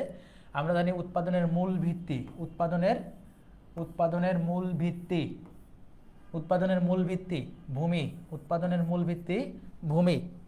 যে কোনো ধরনের উৎপাদনের মূল ভিত্তি ভূমি। ভূমির উপর নির্ভর করেই সেই প্রাগৈতিহাসিক যুগ থেকে এ পর্যন্ত উৎপাদন কার্য পরিচালনা করে আসছে। তুমি কৃষি খাত বলো, সেবা খাত বলো, সেবা খাতের ক্ষেত্রে বা শিল্প কারখানার ক্ষেত্রে কারখানা স্থাপন করা লাগে। কৃষিতে তো সরাসরি মাটি জড়িত, অর্থাৎ ভূমি জড়িত। অন্যান্য প্রত্যেকটি ক্ষেত্র ভূমি ছাড়া করা যাবে না। ভূমি না থাকলে তুমি কারখানাও স্থাপন করতে পারবে না, উৎপাদনও করা সম্ভব হবে না। সুতরাং ভূমি হচ্ছে উৎপাদনের মূল ভিত্তি। আমরা আমাদের পরবর্তী যে এমসিকিউ রয়েছে, উৎপাদনের গতিশীল উপাদান কোনটি? উৎপাদনের গতিশীল উপাদান কোনটি? গতিশীল, গতিশীল উপাদান 4টি উপাদান: ভূমি, শ্রম, মূলধন, সংগঠন। এর ভিতর গতিশীল, ভূমি একা একা কোথাও যেতে পারবে না, অর্থাৎ গতিশীল না। শ্রম, শ্রম বা শ্রমিক, লেবর, শ্রম, শ্রমিক, লেবর। এদের 3টি ভাগ দেখছি আমরা: সরল বিভাগ, জটিল বিভাগ এবং ভৌগোলিক বিভাগ। অর্থাৎ এক স্থান থেকে অন্য স্থানে চলে যেতে পারে। গতিশীল হচ্ছে শ্রমিক, গতিশীল হচ্ছে শ্রমিক। মূলধন একা একা গঠন হইতে পারে না, কোথাও চলেও যেতে পারবে না। সংগঠন একা একা কাজ করতে পারবে না, অর্থাৎ সংগঠন হচ্ছে অন্যগুলোর ভিতর সম্পর্ক নির্ধারণ করে কিন্তু একা একা কাজ করতে পারে না। একমাত্র শ্রম বিভাগ বা শ্রমিক বা শ্রম হচ্ছে গতিশীল উপাদান। আমরা চলে যাই আমাদের পরবর্তী প্রশ্ন। উৎপাদনের উপকরণ কয়টি? উৎপাদনের উপকরণ কয়টি? উৎপাদনের উপকরণ 4টি। উৎপাদনের উপকরণ 4টি: ভূমি, শ্রম, মূলধন, সংগঠন। উৎপাদনের উপকরণ কয়টি? 4টি। উৎপাদনের উপকরণ 4টি: ভূমি, শ্রম, মূলধন, সংগঠন। উৎপাদনের উপকরণ 4টি: ভূমি, শ্রম, মূলধন, সংগঠন। এরপরে 39 নং যে এমসিকিউটি রয়েছে, সূর্যের আলো উৎপাদনের কোন উপকরণের অন্তর্ভুক্ত? সূর্যের আলো, সূর্যের আলো 4টি উপাদান রয়েছে: মূলধন, সংগঠন, ভূমি, শ্রম। সূর্যের আলো, সূর্যের আলো মূলধন, অর্থাৎ ক্যাপিটালে কি সূর্যের আলো থাকে? থাকে না। ক্যাপিটালে সূর্যের আলো থাকে না, অর্থ সংক্রান্ত বিষয় থাকে। সংগঠন হচ্ছে সম্পর্ক নির্ধারণ করে, বিভিন্ন উপাদানের ভিতর সম্পর্ক নির্ধারণ করে, সুতরাং এটির ভিতরে সূর্য আলো থাকা সম্ভব না। ভূমি কি জানি আমরা? জানি ভূমি প্রাকৃতিক, ভূমি প্রাকৃতিক। এরপর শ্রম, শ্রম তো হচ্ছে শুধুমাত্র শ্রম ঘন্টা আমাদের উৎপাদনের ভিতরে আসবে, সুতরাং এটি সূর্যের আলো অন্তর্ভুক্ত করে না। তাহলে ভূমি হচ্ছে প্রাকৃতিক, সূর্যের আলো প্রাকৃতিক। ভূমি প্রাকৃতিক, সূর্যের আলো প্রাকৃতিক, সুতরাং ভূমি হচ্ছে সূর্যের আলোকে অন্তর্ভুক্ত করে। ভূমি হচ্ছে সূর্যের আলোকে অন্তর্ভুক্ত করে। ভূমি হচ্ছে সূর্যের আলোকে অন্তর্ভুক্ত করে। ভূমি হচ্ছে সূর্যের আলোকে অন্তর্ভুক্ত করে। আমরা চলে যাই আমাদের পরবর্তী যে এমসিকিউ রয়েছে, সঞ্চয়ের ইচ্ছা নির্ভর করে। সঞ্চয়ের ইচ্ছা নির্ভর করে সুদের হারের ওপর, জনগণের আয়ের উপর। সুদের হার, আয়, ব্যয়ের উপর, নাকি বিনিয়োগ সুবিধা? বিনিয়োগ সুবিধা। সঞ্চয়ের ইচ্ছা কিসের উপর নির্ভর করে? সঞ্চয়ের ইচ্ছা, আমরা যখন আমাদের আয় ব্যয় থেকে আয় বেশি হয়, আয় বেশি হয়, আয় বড় ব্যয় ছোট, তখন আমরা সঞ্চয় করি, তখন আমরা সঞ্চয় করি। আয়ের পরে আমরা সঞ্চয় করি, সঞ্চয়ের পরে সঞ্চয় সংগ্রহ করা হয় বিনিয়োগের জন্য, সঞ্চয়ের পরে সঞ্চয় সংগ্রহ করা হয় বিনিয়োগের জন্য। তাহলে আয় যদি বড় হয় তখন আমরা সঞ্চয় করি। এই সঞ্চয় কখন, এই সঞ্চয় কখন, এই সঞ্চয় তোমার করতে কখন ইচ্ছা করবে? সঞ্চয়ের ইচ্ছা কখন করবে বা কখন কিসের উপর নির্ভর করবে? সঞ্চয়ের ইচ্ছা কিসের উপর নির্ভর করবে? এই সঞ্চয়ের ইচ্ছা নির্ভর করে বিনিয়োগ সুবিধার উপর, বিনিয়োগ সুবিধার উপর। যদি বিনিয়োগের ভালো সুযোগ না থাকে, বিনিয়োগ করে যদি তুমি ভালো মুনাফা বা ইন্টারেস্ট না পাও, তাহলে আমাদের সঞ্চয়ের ইচ্ছাই জাগবে না। বিনিয়োগ তো দূরে থাক, বিনিয়োগ তো লেট অ্যালোন, বিনিয়োগ তো let alone. MD Yasin Sikdar বলছে 40-এর বি, আয়ের উপর না, আয়ের উপর না, আয়ের উপর, আয়ের উপর সঞ্চয়ের ইচ্ছা নির্ভর করে না, আয়ের উপর সঞ্চয়ের ইচ্ছা নির্ভর করে না, আয়ের উপর নির্ভর করে, আয়ের উপর নির্ভর করে সঞ্চয়ের ইচ্ছা না, সঞ্চয়ের ইচ্ছা নির্ভর করে বিনিয়োগ সুবিধার উপর। যদি দেখো যে বিনিয়োগ সুবিধা অনেক, বিভিন্ন ধরনের বিনিয়োগ সুবিধা রয়েছে, ব্যাংকে করতে পারো, ফাইন্যান্সিয়াল ইনস্টিটিউশন আছে, মার্কেট আছে, শেয়ার বাজার আছে, যদি অসংখ্য বিনিয়োগ সুবিধা থাকে এবং সেখানে সুদের হার যদি বেশি থাকে, তাহলে আমাদের সঞ্চয়ের ইচ্ছা জাগবে, তাহলে আমাদের সঞ্চয়ের ইচ্ছা জাগবে বিনিয়োগ সুবিধার উপর ভিত্তি করে। সুতরাং সঞ্চয়ের ইচ্ছা নির্ভর করে বিনিয়োগ সুবিধার উপর। প্রিয় শিক্ষার্থীরা, আমাদের দ্বিতীয় যে অধ্যায়টি ছিল উৎপাদনের উপকরণ, সেটিরও এমসিকিউ আমরা সলভ করে ফেললাম। এবার আমরা চলে যাব জ্ঞানমূলক প্রশ্নে। উৎপাদনের উপকরণ কয়টি? খুবই সহজ প্রশ্ন। উৎপাদনের উপকরণ 4টি: ভূমি, শ্রম, মূলধন, সংগঠন। ভূমি, শ্রম, মূলধন, সংগঠন। ভূমি, শ্রম, মূলধন, সংগঠন। উর্বরা শক্তি কিসের উপর নির্ভর করে? উর্বরা শক্তি কিসের উপর নির্ভর করে? তাহলে ভূমির উর্বরা শক্তি কিসের উপর নির্ভর করে? ভূমির উর্বরা শক্তি প্রকৃতির উপর বা প্রকৃতির উপর নির্ভর করে। প্রাকৃতিক ব্যাপার, ভূমির উর্বরা শক্তি প্রাকৃতিক ব্যাপার, সুতরাং প্রকৃতির উপর নির্ভর করে। মূলধন চক্র কি? মূলধন চক্র কি? আয়, সঞ্চয়,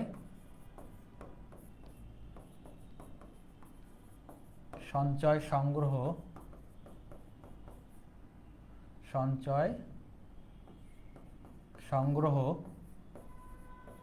বিনিয়োগ। তাহলে মূলধন চক্রের ধাপ হচ্ছে 4টি। মূলধন চক্রের ধাপ হচ্ছে 4টি: আয়, সঞ্চয়, সংগ্রহ এবং বিনিয়োগ। আয়, সঞ্চয়, সংগ্রহ এবং বিনিয়োগ, এই যে 4টি ধাপ রয়েছে, এই 4টি ধাপের চক্রাকার আবর্তনকে, অর্থাৎ বিনিয়োগের পরে আবার আয়, আর আয় থেকে আবার বিনিয়োগ, এই ধাপের 4টি আবর্তনকে কি বলে? মূলধন চক্র। উৎপাদনের প্রাকৃতিক ও মৌলিক উপকরণ কোনটি? উৎপাদনের একমাত্র প্রাকৃতিক উপকরণ হচ্ছে ভূমি। উৎপাদনের একমাত্র প্রাকৃতিক উপকরণ হচ্ছে ভূমি। উৎপাদনের একমাত্র প্রাকৃতিক উপকরণ হচ্ছে ভূমি। এরপরে হচ্ছে উৎপাদনের অপ্রাকৃতিক উপাদান কয়টি? উৎপাদনের অপ্রাকৃতিক উপাদান কয়টি? উৎপাদনের অপ্রাকৃতিক উপাদান 3টি। ভূমি বাদে যে বাকি 3টি রয়েছে, শ্রম, মূলধন আর সংগঠন। ভূমি, শ্রম, মূলধন, সংগঠনের 4টির ভিতর 3টি হচ্ছে অপ্রাকৃতিক আর ভূমি হচ্ছে প্রাকৃতিক। আমরা চলে যাই আমাদের অনুধাবনমূলক প্রশ্ন। ভূমির উৎপাদন ব্যয় নেই। ভূমির উৎপাদন ব্যয় নেই। দেখো, ভূমি হচ্ছে প্রাকৃতিক, ভূমি প্রাকৃতিক, এটি উৎপাদন করা যায় না, সুতরাং এর উৎপাদন ব্যয় থাকবে না, এটিকে ব্যাখ্যা করতে হবে। ভূমির বিকল্প ব্যবহার সম্ভব। ভূমির ব্যবহার শুধু একটি নয়, একটি ব্যবহারের উপর ভূমির ব্যবহার শুধু নির্ভর করে না, বরং আমরা ভূমিকে বিভিন্নভাবে ব্যবহার করতে পারি। যেমন কৃষিখাতে ব্যবহার করতে পারি সরাসরি উৎপাদন করে, কারখানা বা ম্যানুফ্যাকচারিং ফ্যাক্টরি তৈরি করতে পারি, অন্যান্য শিল্প যেগুলো রয়েছে, নিষ্কাশন শিল্প, নির্মাণ শিল্প, এগুলো তৈরি করতে পারি। সুতরাং ভূমির বিকল্প ব্যবহার রয়েছে অনেক। ভূমি উৎপাদনের চিরস্থায়ী উপাদান। হ্যাঁ, ভূমি কখনো নষ্ট হবে না। ভূমি সাধারণত নশ্বরতা বা পেরিশিবিলিটি, তাহলে ভূমি হচ্ছে নশ্বর না, ভূমি অবিনশ্বর, অর্থাৎ সেই সৃষ্টির আদিযুগ থেকে এ পর্যন্ত ভূমি একইভাবে রয়ে গেছে। তাহলে ভূমি হচ্ছে চিরস্থায়ী উপাদান। ভূমি হচ্ছে চিরস্থায়ী উপাদান। দেখো, এর মাধ্যমে আমরা উৎপাদনের উপকরণ অর্থাৎ দ্বিতীয় যে অধ্যায়টি রয়েছে সেটিও কিন্তু শেষ করলাম। আমরা চলে যাব আমাদের 5ম অধ্যায়, উৎপাদন ব্যবস্থাপনা। কোন অধ্যায়? 5ম অধ্যায়, উৎপাদন ব্যবস্থাপনা। সেটিতে যাওয়ার আগে প্রিয় শিক্ষার্থীরা, তোমাদের জ্ঞাতার্থে আমি আবারও জানিয়ে দিতে চাই, স্কুল অফ এক্সিলেন্স প্রথমবারের মতো তোমাদের জন্য অর্থাৎ এইচএসসি 25 ব্যাচের ব্যবসায় শিক্ষার্থীদের জন্য C unit excellent online course নিয়ে আসছে, যেটির মাধ্যমে তোমরা ঘরে বসেই কি পূর্ণাঙ্গ প্রস্তুতি নিতে পারবে। এবং এই ক্লাসটির একটি অন্যতম ফিচার হচ্ছে তোমরা আমাদেরকে কি জুমে সরাসরি যুক্ত হয়ে সরাসরি ক্লাসের ভিতরেই কথা বলে আমাদের সাথে প্রশ্ন করতে পারবে এবং আমরা সাথে সাথে কিন্তু সেটি সলভ করে দিব। প্রিয় শিক্ষার্থীরা, ক্লাসের ভিতর তোমাদের কমেন্ট করতে হবে না, বরং হচ্ছে তোমরা যদি সেই ব্যাচটিতে অংশগ্রহণ করো, তোমরা জুমের মাধ্যমে সরাসরি প্রশ্ন করে কিন্তু আমাদের সেই ক্লাসটি থেকে তোমরা অনেকভাবে উপকৃত হবে। এবং অন্যান্য অনেক চমৎকার ফিচার রয়েছে এবং কোর্সটি এমনভাবে ডিজাইন করা হয়েছে যেন তোমরা কি বাংলাদেশের যাবতীয় পাবলিক বিশ্ববিদ্যালয় সি ইউনিট অর্থাৎ ব্যবসায় শিক্ষা ইউনিটের পূর্ণাঙ্গ প্রস্তুতি নিতে পারবে। ঢাবি, রাজশাহী, ঢাকা বিশ্ববিদ্যালয় রাজশাহী, খুলনা বিশ্ববিদ্যালয় গুচ্ছ, অন্যান্য যাবতীয় পাবলিক বিশ্ববিদ্যালয়ে সি ইউনিট রয়েছে, সব কিছুর প্রস্তুতি একটি কোর্সের মাধ্যমে হয়ে যাবে ইনশাল্লাহ। আমাদের আরও একটি বিষয় হচ্ছে, আমাদের সেই কোর্সটির কিন্তু ইতিমধ্যে এনরোলমেন্ট শুরু হয়েছে। তোমরা চাইলে 1500 টাকা ছাড়ে কিন্তু ভর্তি হতে পারবে এখনই। আর তোমাদের এই কোর্সটি সম্পর্কে বিস্তারিত জানতে স্কুল অফ এক্সিলেন্সের পেজে চোখ রাখবা। স্কুল অফ এক্সিলেন্সে সম্পূর্ণ বিস্তারিত তুলে ধরা হয়েছে। আমরা চলে যাই আমাদের পরবর্তী এমসিকিউতে। পরবর্তী যে অধ্যায়টি রয়েছে 5ম অধ্যায়, উৎপাদন ব্যবস্থাপনা। 5ম অধ্যায় উৎপাদন ব্যবস্থাপনার এমসিকিউতে যাব। তার পূর্বে তোমাদেরকে স্কুল অফ এক্সিলেন্সের সি ইউনিটের যে কোর্সটি আসছে প্রথমবারের মতো, সেটিতে তোমাদেরকে জয়েনের উদ্যত আহ্বান থাকবে এবং সেই কোর্সটিতে কিন্তু ব্যবসায় শিক্ষা ইউনিটের সাবজেক্টগুলোর জন্য মেন্টর হিসেবে আমাকে পেয়ে যাবে। এবং তারই ধারাবাহিকতায় আজকে উৎপাদন ব্যবস্থাপনা ও বিপণনের ফাইনাল রিভিশন ক্লাসটি কিন্তু হচ্ছে। কাস্টমাইজেশনের মৌলিক দিক কোনটি? কাস্টমাইজেশনের মৌলিক দিক কি? কাস্টমাইজেশনের ফলে কি হয়, কাস্টমাইজেশনের ফলে কোনটি ঘটে, কাস্টমাইজেশনের ফলে কোনটি ঘটবে? প্রিয় শিক্ষার্থীরা, কাস্টমাইজেশনের ফলে কোনটি ঘটবে? মানসম্মত পণ্য উৎপাদন, ক্রেতার প্রয়োজন মতো পণ্য উৎপাদন, মানসম্মত পণ্য, ক্রেতার প্রয়োজন মতো পণ্য পরিমার্জন, পণ্যের সৌন্দর্য বৃদ্ধিকরণ, ক্রয়কালীন পণ্য উৎপাদন।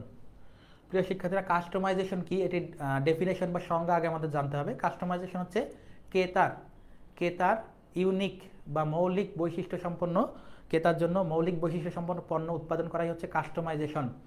কাস্টমাইজেশন কি? ক্রেতার জন্য মৌলিক বা ইউনিক বৈশিষ্ট্য সম্পন্ন পণ্য উৎপাদন করা। তাহলে অপশনগুলোর ভিতর সবচেয়ে বেশি রিলেভেন্ট যে ক্রেতার প্রয়োজন মতো পণ্য পরিমার্জন, অর্থাৎ ক্রেতার জন্য বিশেষভাবে পণ্য তৈরি করে দেওয়াই হচ্ছে কাস্টমাইজেশনের কাজ। সুতরাং অ্যান্সার বি হচ্ছে ক্রেতার জন্য প্রয়োজন অনুযায়ী বা ক্রেতার প্রয়োজন মতো পরিমার্জন করা হচ্ছে কাস্টমাইজেশনের অন্তর্ভুক্ত। আমরা চলে যাই আমাদের পরবর্তী এমসিকিউতে। উৎপাদন ব্যবস্থাপনাকে বর্তমানে কি বলা হয়? উৎপাদন ব্যবস্থাপনার আরেক নাম বর্তমানে কি বলা হয়? উৎপাদন ব্যবস্থাপনার আরেক নাম কি? শ্রমিক কর্মী ব্যবস্থাপনা, মান ব্যবস্থাপনা, পণ্য ব্যবস্থাপনা, কার্য ব্যবস্থাপনা। উৎপাদন ব্যবস্থাপনাকে বর্তমানে কি বলা হয়? তাহলে উৎপাদনের আরেক নাম হচ্ছে কার্যক্রম বা কার্য। উৎপাদনের আরেক নাম কি? কার্য। আর উৎপাদন ব্যবস্থাপনার বিকল্প নাম আমরা বলতে পারি কার্য ব্যবস্থাপনা।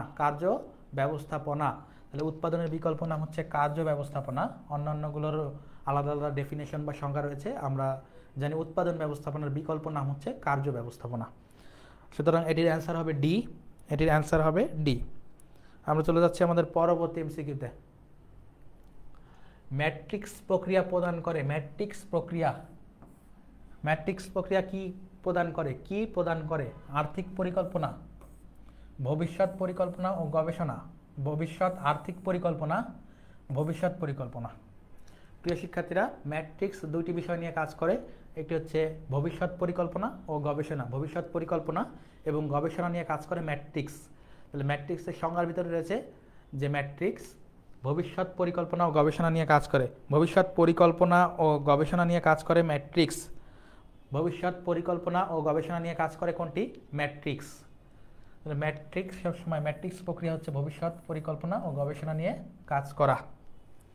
আমরা চলে যাব আমাদের পরবর্তী এমসিকিউতে।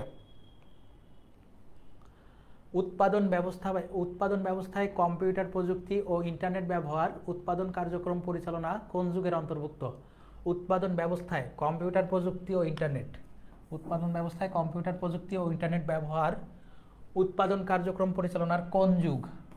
আমাদের প্রশ্ন হচ্ছে কোন যুগের অন্তর্ভুক্ত? কম্পিউটার প্রযুক্তি ও ইন্টারনেট কোন যুগের অন্তর্ভুক্ত? উৎপাদন ব্যবস্থাপনায় কম্পিউটার প্রযুক্তি ও ইন্টারনেট কোন যুগের অন্তর্ভুক্ত? আমরা জানি শিল্প বিপ্লব পূর্ববর্তী যুগ, অর্থাৎ একেবারে শুরু থেকে প্রাগৈতিহাসিক যুগ থেকে 1750 পর্যন্ত হচ্ছে শিল্প বিপ্লব পূর্ববর্তী যুগ। শিল্প বিপ্লব যুগ 1750 থেকে 1850। শিল্প বিপ্লব পরবর্তী যুগ 1850 থেকে 1950।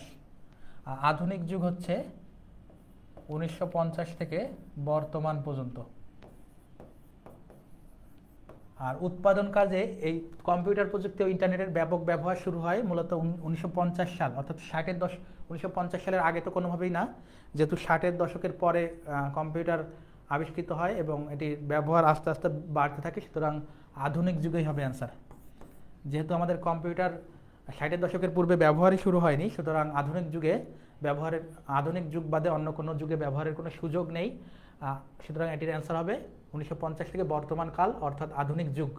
উৎপাদন ব্যবস্থায় কম্পিউটার প্রযুক্তি ও ইন্টারনেটের ব্যবহার শুরু হয় 1950 থেকে বর্তমান কাল সময়ে, অর্থাৎ আধুনিক যুগে।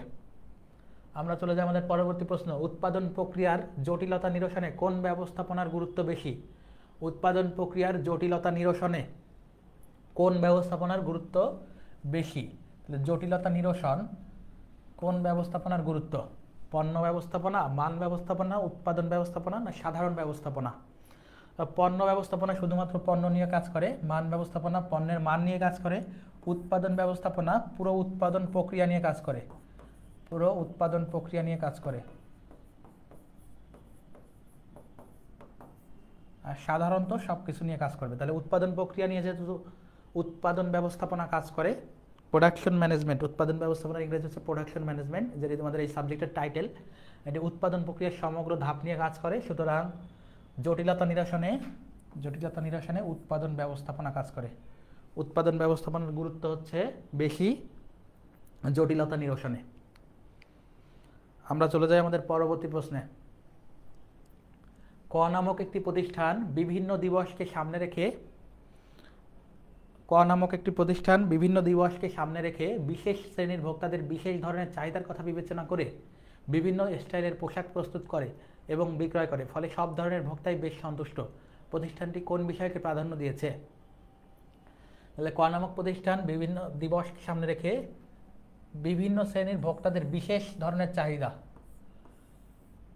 তাহলে আমি বলেছিলাম কিসের সংজ্ঞা একটু আগে, কাস্টমাইজেশনের সংজ্ঞা যে ক্রেতার নির্দিষ্ট চাহিদা অনুযায়ী ইউনিক বৈশিষ্ট্য সম্পন্ন বা মৌলিক বৈশিষ্ট্য সম্পন্ন পণ্য উৎপাদন করা হচ্ছে কাস্টমাইজেশন। বিভিন্ন বিশেষ ধরনের চাহিদা হচ্ছে কাস্টমাইজেশন। বিশেষ ধরনের চাহিদা কি? কাস্টমাইজেশন। আর উৎপাদন নিয়ে কাজ করে, মান কোয়ালিটি নিয়ে কাজ করে TQM, টোটাল কোয়ালিটি ম্যানেজমেন্ট। তাহলে আমরা দেখতে পাচ্ছি বিশেষ ধরনের চাহিদা কাস্টমাইজেশন নিয়ে কাজ করে, কাস্টমাইজেশন। আমরা চলে যাব আমাদের পরবর্তী প্রশ্ন, 45 নং MCQ।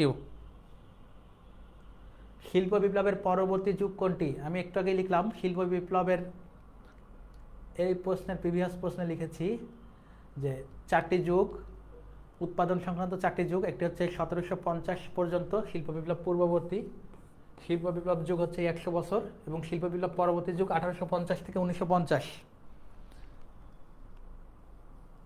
তাহলে 1850 থেকে 1950, তাহলে 1750 এটা হচ্ছে শিল্প বিপ্লব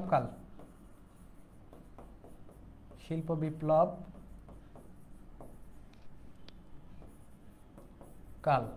আর এর পরবর্তী যুগ হচ্ছে এটি। শিল্প বিপ্লবের পরবর্তীতে আসে 1850 থেকে 1950, অর্থাৎ আধুনিক যুগের পূর্ববর্তী যুগ বা শিল্প বিপ্লবের পরবর্তী যুগ হচ্ছে 1850 থেকে 1950, অর্থাৎ অ্যান্সার ডি। প্রিয় শিক্ষার্থীরা, শিল্প বিপ্লবের পরবর্তী যুগ অথবা আধুনিক যুগের পূর্ববর্তী যুগ অথবা শিল্প বিপ্লবের পরবর্তী যুগ একই কথা। এই প্রশ্নটি অন্যভাবে করা যায়, আধুনিক যুগের পূর্ববর্তী যুগ, আধুনিক যুগের পূর্ববর্তী যুগ কোনটি? আধুনিক যুগের পূর্ববর্তী যুগ কোনটি? 1850 থেকে 1950। আমরা চলে যাব আমাদের পরবর্তী প্রশ্নে। নিচের কোনটি দ্রব্য? দেখো, আমাদের শিল্পের ক্ষেত্রে 2 ধরনের পণ্য উৎপাদন করি আমরা। শিল্পের ক্ষেত্রে কয় ধরনের পণ্য উৎপাদন করি? 2 ধরনের। একটি হচ্ছে শিল্পপণ্য আর একটি সেবা। এটা শিল্পপণ্য বা ম্যানুফ্যাকচারিং গুডস, আর একটি হচ্ছে সার্ভিস। একটি ম্যানুফ্যাকচারিং গুডস বা পণ্য, আর একটি হচ্ছে সার্ভিস বা সেবা। তাহলে আমরা 2 ধরনের পণ্য আমরা দেখি, 2 ধরনের উৎপাদন আমরা দেখি। একটি হচ্ছে পণ্য, আর একটি হচ্ছে সেবা। তাহলে একটি হচ্ছে আমাদের পণ্য, আর একটি হচ্ছে সেবা। তাহলে পণ্য ও সেবা। তাহলে নিচের কোনটি দ্রব্য মানে পণ্য, দ্রব্যের আরেক নাম হচ্ছে পণ্য। দ্রব্যকে কি বলি আমরা? পণ্য। দ্রব্য বা পণ্য কোনটি? শিক্ষা হচ্ছে একটি সেবা। শিক্ষা কি? সেবার আওতাভুক্ত। চিকিৎসাও সেবার আওতাভুক্ত। বৈদ্যুতিক পাখা আমরা স্পর্শ করতে পারি, ধরে দেখতে পারি, সুতরাং পাখা হচ্ছে আমাদের পণ্য বা দ্রব্য। পাখা হচ্ছে কি? পণ্য বা দ্রব্য। উকিলের পরামর্শ সেবা বা সার্ভিসের অন্তর্ভুক্ত। সুতরাং 1, 2 এবং 4 অর্থাৎ A, B এবং D হচ্ছে সেবা, শুধুমাত্র C হচ্ছে পণ্য বা দ্রব্য। হচ্ছে C। আমরা চলে যাব আমাদের পরবর্তী প্রশ্ন। উৎপাদন সংক্রান্ত সিদ্ধান্ত গ্রহণ নিচের কোনটির অন্তর্ভুক্ত? উৎপাদন সংক্রান্ত সিদ্ধান্ত গ্রহণ, উৎপাদন পরিকল্পনা, মান নিয়ন্ত্রণ, মজুদ মাল নিয়ন্ত্রণ, পণ্যের নকশায়ন। উৎপাদন সংক্রান্ত সিদ্ধান্তের ধাপ রয়েছে তিনটি। উৎপাদন সংক্রান্ত সিদ্ধান্তের ক্ষেত্রে আমরা তিনটি ধাপ দেখি। একটা হচ্ছে পরিকল্পনা, প্রথমটি হচ্ছে পরিকল্পনা। প্রথমটি কি? পরিকল্পনা, উৎপাদন পরিকল্পনা, শুধু পরিকল্পনা না, উৎপাদন পরিকল্পনা।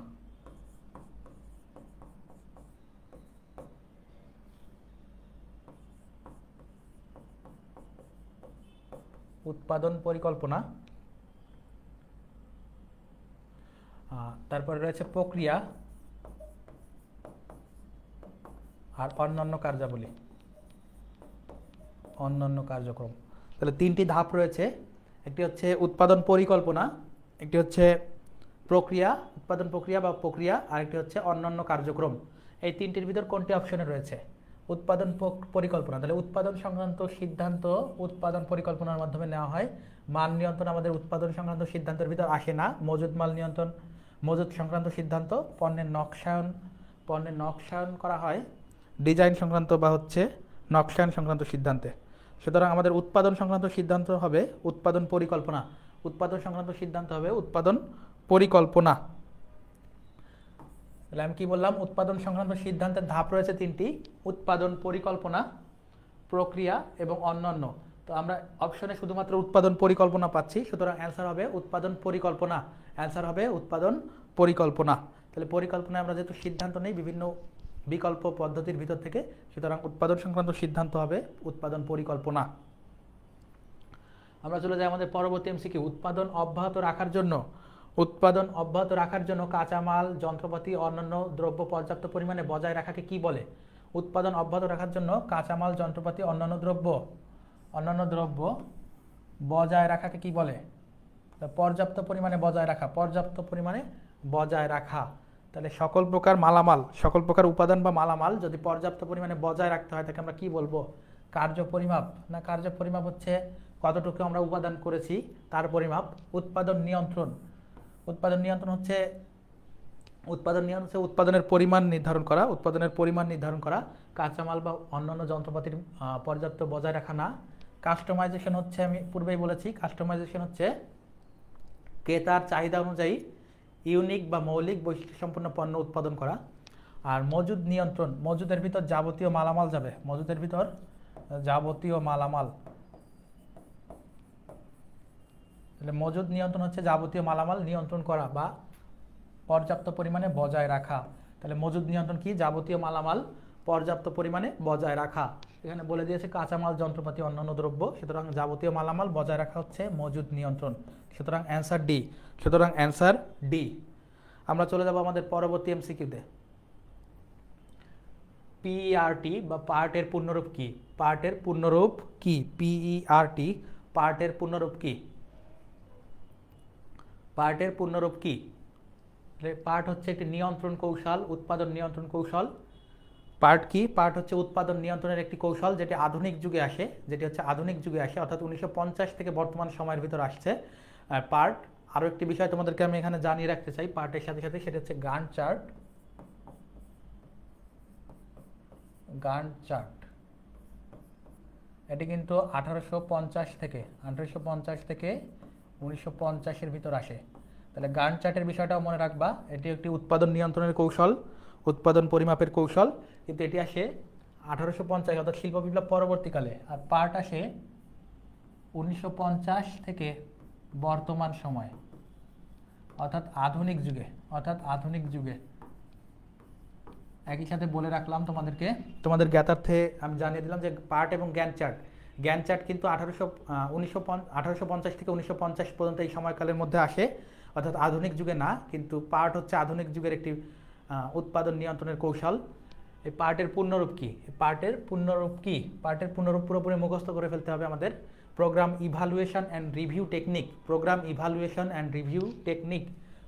ঠিক আছে, program evaluation and review technique পুরাটাই ঠিক আছে, অর্থাৎ অ্যান্সার এ। এবার দেখো বিতে বলছে প্রোগ্রাম ইরেজ নাই, program evaluation and review technology নাই, ইরেজ নাই। প্রোগ্রাম ইভালুয়েশন অ্যান্ড রিভিউসও ভুল, টেকনোলজিও ভুল। সুতরাং আমাদের অ্যান্সার হবে A, program evaluation and review technique. এখানে আরও একটি বিষয় খেয়াল রাখতে হবে, প্রোগ্রাম বানান। অনেক সময় প্রোগ্রাম বানান এমন দিয়ে দিবে, প্রোগ্রাম ডাবল এম ই, ওইটাও প্রোগ্রাম, কম্পিউটার প্রোগ্রাম, ওইটাও প্রোগ্রাম কিন্তু কম্পিউটার প্রোগ্রাম। আমাদের এই পার্টের পুনরূপ হচ্ছে program evaluation and review technique. Spelling দেখতে হবে। আমরা চলে যাই আমাদের পরবর্তী প্রশ্নে। নিচের কোনটি উৎপাদনের আওতা বহির্ভূত? পণ্যের নকশাকরণ, বন্টন ব্যবস্থাপনা, কারখানা বিন্যাস, মান নিয়ন্ত্রণ। নিচের কোনটি উৎপাদনের আওতা? তাহলে উৎপাদনের আওতার ভিতর আসে আমাদের শিল্প খাত, কৃষি খাত, সেবা খাত এবং বন্টন সংক্রান্ত কার্যাবলী, উৎপাদনের পরিকল্পনা, এগুলো সবই উৎপাদনের আওতার ভিতর আসে। তিনটি খাত, শিল্প, সেবা এবং কৃষি, এছাড়াও বন্টন কার্যাবলী, পণ্য মোড়কীকরণ, সবই উৎপাদনের আওতার ভিতর। কিন্তু হচ্ছে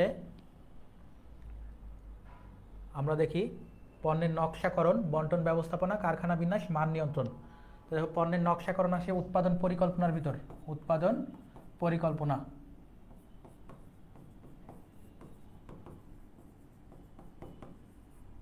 বন্টন ব্যবস্থা, বন্টন সংক্রান্ত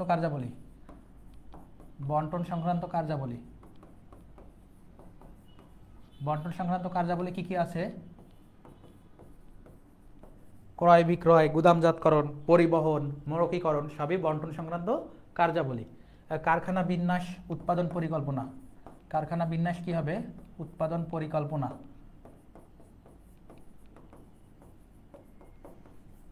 মান নিয়ন্ত্রণ অর্থাৎ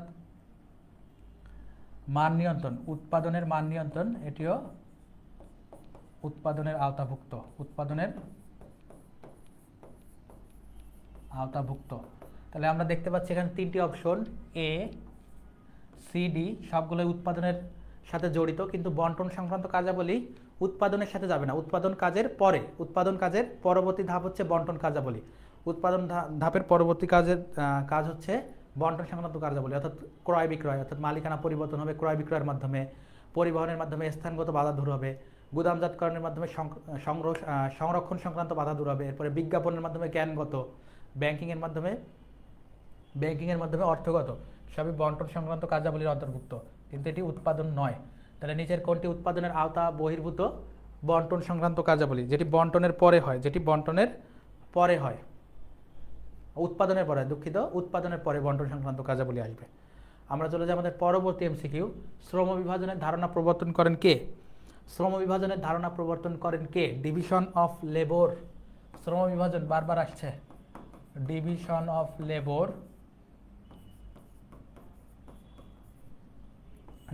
লেবার। কথাটি প্রথম কে প্রচলন করে বা কে প্রবর্তন করে? হেনরি ফেওল, আধুনিক ব্যবস্থাপনার জনক; এফ.ডব্লিউ. টেলর, বৈজ্ঞানিক ব্যবস্থাপনার জনক; সক্রেটিস; অ্যাডাম স্মিথ। তাহলে শ্রম বিভাজন বা ডিভিশন অফ লেবার সর্বপ্রথম ধারণা দেয় অর্থনীতির জনক অ্যাডাম স্মিথ। সর্বপ্রথম ডিভিশন অফ লেবারের কথা সর্বপ্রথম বলে অ্যাডাম স্মিথ। অর্থনীতির জনক অ্যাডাম স্মিথ সর্বপ্রথম শ্রম বিভাজন বা ডিভিশন অফ লেবারের কথা বলে। এরপরে হেনরি ফেওলের কিন্তু হচ্ছে ব্যবস্থাপনার মূলনীতির একটি কিন্তু যে ডিভিশন অফ লেবার, সেটি এলোমেলো করা যাবে না, ওটি কিন্তু হচ্ছে আমাদের ম্যানেজমেন্ট পড়ার সময় লাগবে, কিন্তু মনে রাখতে হবে শ্রম বিভাজনের ধারণা হচ্ছে অ্যাডাম স্মিথ সর্বপ্রথম ডিভিশন অফ লেবার বা শ্রম বিভাজনের ধারণা নিয়ে আসে 1776 সালে সর্বপ্রথম অ্যাডাম স্মিথ ডিভিশন অফ লেবারের ধারণা দেয়। দ্রব্যের বৈশিষ্ট্য কোনটি? দ্রব্য বা পণ্য। আমি পূর্বে বলেছি শিল্প পণ্য দুই প্রকার, পণ্য ও সেবা। সেই দ্রব্যের আরেক নাম হচ্ছে পণ্য। দ্রব্যের আরেক নাম কি? পণ্য। তাহলে পণ্য কি? দৃশ্যমান। হ্যাঁ, পণ্য দৃশ্যমান। অস্পর্শনীয়, পণ্য স্পর্শ করা যায়, সুতরাং অস্পর্শনীয়তা না। নশ্বরতা,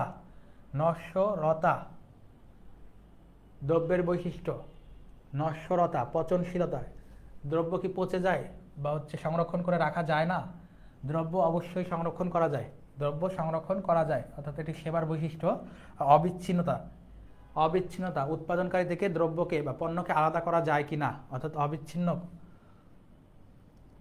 অবিচ্ছিন্নতা হচ্ছে সেবার বৈশিষ্ট্য, অবিচ্ছিন্নতা হচ্ছে সেবার বৈশিষ্ট্য। তাহলে দ্রব্যের বৈশিষ্ট্য হচ্ছে দৃশ্যমান, দ্রব্যের বৈশিষ্ট্য হচ্ছে দৃশ্যমান। দ্রব্যকে আলাদা করা যায় অর্থাৎ বিচ্ছিন্ন করা যায়, দ্রব্যকে বিচ্ছিন্ন করা যায় অর্থাৎ অবিচ্ছিন্নতা হচ্ছে সেবার বৈশিষ্ট্য। সুতরাং আমাদের এই যে অপশনগুলো রয়েছে তিনটি হচ্ছে সেবার বৈশিষ্ট্য, এই তিনটি সেবার বৈশিষ্ট্য,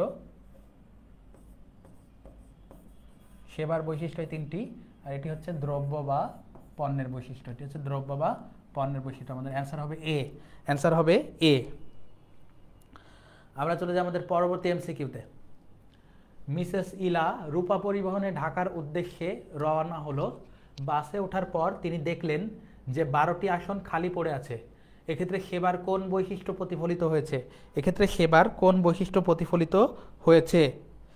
তাহলে মিসেস ইলা রূপা পরিবহনে ঢাকার উদ্দেশ্যে রওনা হলেন। বাসে ওঠার পর তিনি 12টি আসন খালি পেলেন, 12টি আসন খালি, 12টি আসন খালি। এক্ষেত্রে সেবার কোন বৈশিষ্ট্য? আমরা জানি পরিবহন এক ধরনের সেবা, পরিবহন এক ধরনের সেবা, এর 4টি বৈশিষ্ট্য রয়েছে। 4টি বৈশিষ্ট্য রয়েছে অস্পর্শনীয়তা, নশ্বরতা বা পচনশীলতা, নশ্বরতা বা পচনশীলতা, অবিচ্ছিন্নতা অর্থাৎ আলাদা করা যায় না সেবাদানকারী থেকে, বৈসাদৃশ্যতা, সেবার মান নির্ভর করে কে কখন সেবা প্রদান করলো এবং গ্রহণ করলো তার উপর, অর্থাৎ বৈসাদৃশ্য অর্থাৎ সাদৃশ্য হবে না, একই রকম হবে না। পণ্য যেমন একই রকম হয়, কলম দেখতে একই রকম, কিন্তু সেবা এক এক সময় এক এক রকম হবে, সেবা এক এক সময় এক এক রকম হবে।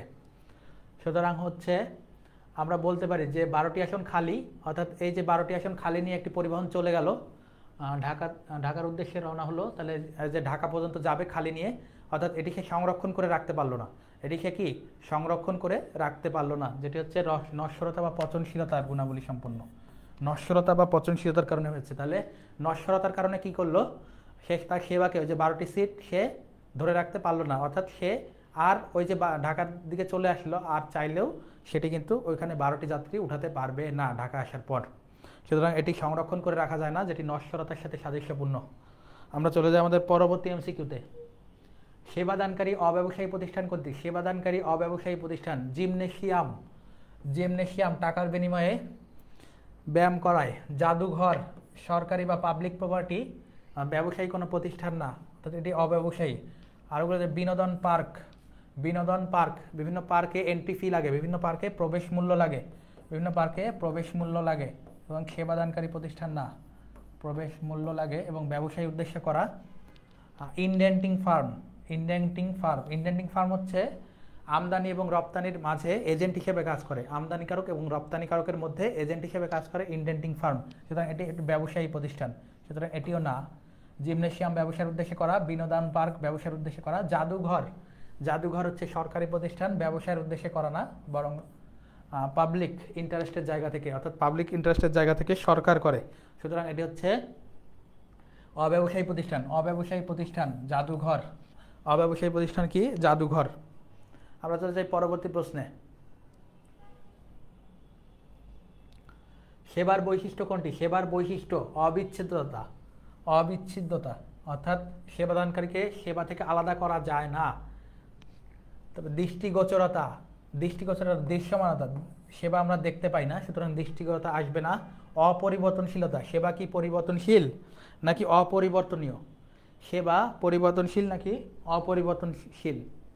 সেবা হচ্ছে পরিবর্তনশীল, অর্থাৎ কে কখন সেবা প্রদান করবে এবং গ্রহণ করবে তার উপর নির্ভর করে সেবার মান, সুতরাং এটি অপরিবর্তনশীল নয়। সংরক্ষণ ক্ষমতা, সেবা কখনোই সংরক্ষণ করে রাখা যায় না। শুধুমাত্র যে কয়টি অপশন রয়েছে সবগুলোই পণ্যের বৈশিষ্ট্য, শুধুমাত্র অপশন এ বাদে, অর্থাৎ সেবাকে সেবাদানকারী থেকে আলাদা করা যায় না, এটি সঠিক, অর্থাৎ অ্যান্সার এ, অ্যান্সার এ।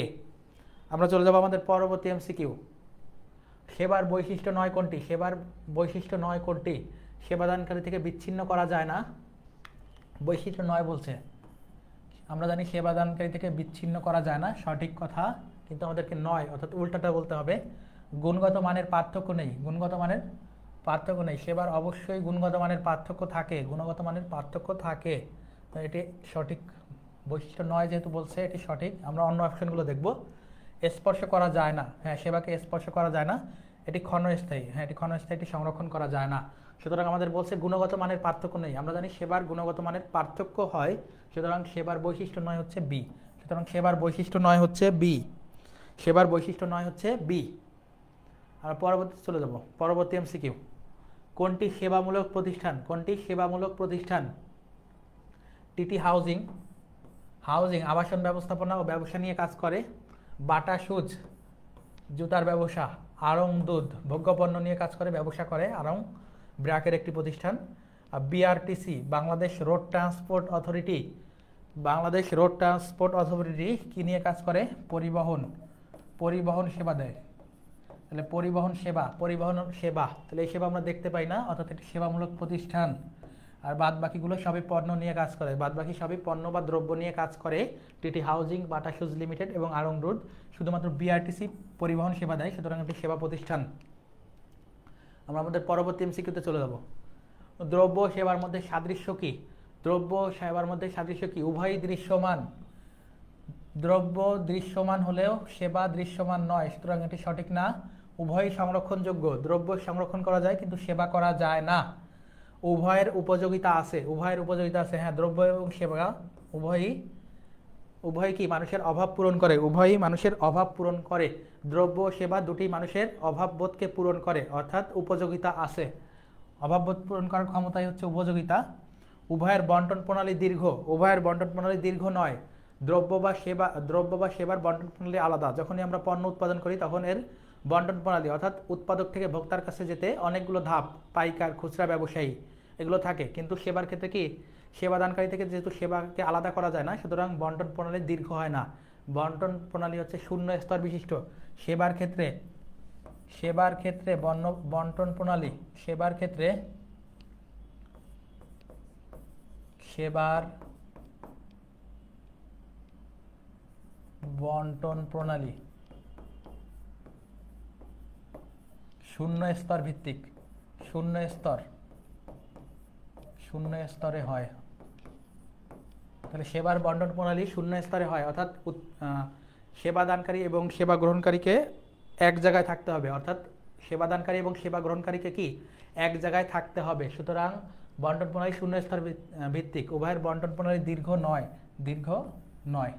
তাহলে অপশন হচ্ছে সি, শুধুমাত্র সঠিক অ্যান্সার আছে সিতে। সুতরাং দ্রব্য সেবার মধ্যে সাদৃশ্য হলো উভয়ের উপযোগিতা আছে, উভয়ের উপযোগিতা আছে, অর্থাৎ উভয় কি মানুষের অভাববোধকে পূরণ করতে পারে বা ইউটিলিটিকে নিবারণ করতে পারে। প্রিয় শিক্ষার্থীরা, আমরা দেখতে দেখতে একেবারে শেষ পর্যায়ে চলে এসেছি। তার পূর্বে তোমাদেরকে আরেকটি ঘোষণা দিয়ে দিই যে স্কুল অফ এক্সিলেন্স প্রথমবারের মতো ব্যবসায় শিক্ষা ইউনিটের শিক্ষার্থীদের জন্য C unit excellent online course নিয়ে আসছে, যেটির মাধ্যমে তোমরা এসএসসি 25 ব্যাচের শিক্ষার্থীরা ঘরে বসেই অ্যাডমিশনের পূর্ণাঙ্গ প্রস্তুতি নিতে পারবে। এবং এই একটি কোর্সের মাধ্যমেই এসএসসি 25 ব্যাচের জন্য এই একটি কোর্সের মাধ্যমে কিন্তু অ্যাডমিশনের যাবতীয় পাবলিক বিশ্ববিদ্যালয়ের পূর্ণাঙ্গ প্রস্তুতি নিশ্চিত করব আমরা। এবং তোমাদের কাজ হচ্ছে শুধুমাত্র ভর্তি হওয়া, এরপর যাবতীয় দায়িত্ব আমাদের উপর এসে বর্তাবে। আমরা তোমাদের ভর্তি প্রস্তুতি নিশ্চিত করার জন্য যা যা করা লাগবে সেভাবেই আমরা কোর্সটি ডিজাইন করেছি এবং একটি বিশ্বস্ত সার্ভিস তোমরা এখান থেকে পাবে, সেই আশাবাদ আমরা ব্যক্ত করছি। প্রিয় শিক্ষার্থীরা, আমরা 3টি অধ্যায়ের উপর 60টি এমসিকিউ দেখলাম। এখন যে আমরা যে একেবারে সর্বশেষ যে অধ্যায়টি করলাম উৎপাদন ব্যবস্থাপনা, সেখানের কিছু সিকিউ প্রশ্নের জ্ঞানমূলক এবং অনুধাবনমূলক প্রশ্ন দেখব। EOQ, economic order quantity, economic order quantity অর্থাৎ অর্থনৈতিক অর্ডার বা ফরমায়েশ মাত্রা। অর্থনৈতিক অর্ডার মানে ফরমায়েশ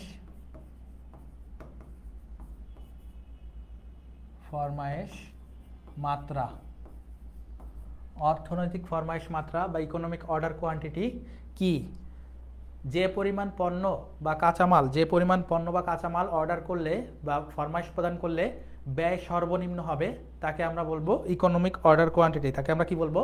ইকোনমিক অর্ডার কোয়ান্টিটি বলবো। যে পরিমাণ পণ্য বা সেবা অর্ডার করলে আমাদের ব্যয় হবে সর্বনিম্ন। এবার 6M কি? 6M কি? আমরা জানি সংগঠনের 6টি উপাদান রয়েছে। সংগঠনের কয়টি উপাদান? 6টি। সংগঠন বা ব্যবসায় প্রতিষ্ঠানের 6টি উপাদান রয়েছে, মানবীয় এবং অমানবীয় নিয়ে। সেই উপাদানগুলোকে একসাথে 6M বলে। সেগুলো কি? Man, machine, material, money, market, method.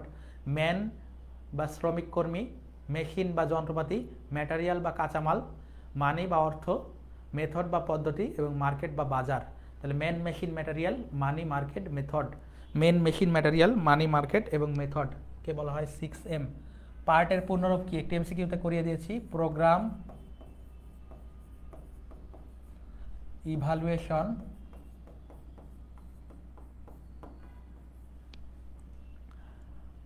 And review technique. Spelling খেয়াল রাখতে হবে, প্রোগ্রাম বানান কি, প্রোগ্রামের আরও একটি বানান রয়েছে, programme evaluation and review technique, programme evaluation এবং review technique, programme evaluation and review technique. শিল্পপণ্য কি, শিল্পপণ্য কি? প্রিয় শিক্ষার্থীরা, পণ্যের অনেকগুলো ধরন রয়েছে, একটি শিল্পপণ্য, ভোক্তা পণ্য বা ব্যবসায়িক পণ্য। শিল্পপণ্য যে পণ্যগুলো শিল্পে ব্যবহারের জন্য কেনা হয়, যেমন সুতা তৈরির শিল্প কারখানায় আমরা পণ্য হিসেবে বা কাঁচামাল হিসেবে নিব তুলা, এবং কাপড় তৈরির কারখানায় আমরা বা শিল্প পণ্য হিসেবে নিব সুতা। সুতরাং শিল্প পণ্য হচ্ছে যে উপাদান বা কাঁচামাল পণ্য তৈরিতে ব্যবহৃত হবে, সেটি শিল্প পণ্য। আর ভোগ্য পণ্য কি? চূড়ান্ত পণ্যকে ভোগ্য পণ্য বলা হয়, চূড়ান্ত পণ্যকে কি বলা হয়? ভোগ্য পণ্য। কত সালে অ্যাডাম স্মিথ শ্রম বিভাজন করেন? কত সালে? অ্যাডাম স্মিথ অর্থনীতির জনক 1776 সালে, 1776 অ্যাডাম স্মিথ 1776 প্রথম ডিভিশন অফ লেবারের কথা বলে। এবার ক্রেতা কেন্দ্রিকতা বা কাস্টমাইজেশন, কি? তাহলে ক্রেতা কেন্দ্রিকতা বা কাস্টমাইজেশন হচ্ছে ক্রেতার চাহিদা অনুযায়ী মৌলিক পণ্য উৎপাদন করে দেওয়া বা স্বতন্ত্র বৈশিষ্ট্যযুক্ত পণ্য উৎপাদন করে দেওয়াই হচ্ছে কাস্টমাইজেশন। এরপর আমরা চলে যাই অনুধাবনমূলক প্রশ্ন। দ্রব্য দৃশ্যমান ব্যাখ্যা করো। প্রিয় শিক্ষার্থীরা, আমরা জানি পণ্য বা দ্রব্য দৃশ্যমান, কিন্তু সেবা দেখা যায় না।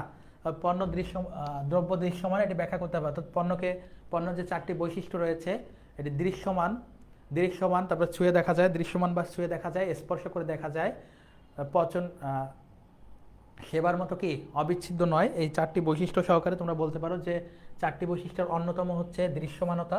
সুতরাং দ্রব্য হচ্ছে দৃশ্যমান, এটি ব্যাখ্যা করতে বলছে অনুধাবনমূলক প্রশ্নে। উৎপাদন ব্যবস্থাপনা উৎপাদন ব্যয় হ্রাসে সহায়তা করে। উৎপাদন ব্যবস্থাপনা অবশ্যই উৎপাদন ব্যয় হ্রাসে সহায়তা করবে। উৎপাদন ব্যবস্থাপনা উৎপাদন পরিকল্পনা থেকে একেবারে নিয়ন্ত্রণ পর্যন্ত যাবতীয় কার্যাবলী, অর্থাৎ উৎপাদন পরিকল্পনা, সংগঠন, কর্মসংস্থান, নির্দেশনা, প্রেষণা, সমন্বয় এবং নিয়ন্ত্রণ, এই 7টি কাজকেই আমরা উৎপাদন ব্যবস্থাপনা বলবো একসাথে। এই উৎপাদন ব্যবস্থাপনা সমগ্র উৎপাদন প্রক্রিয়াকে সহজ করে এবং অযাচিত ব্যয় অর্থাৎ অতিরিক্ত ব্যয়গুলোকে আমাদের হ্রাস করতে সহায়তা করে, অতিরিক্ত ব্যয় হ্রাসে সহায়তা করে।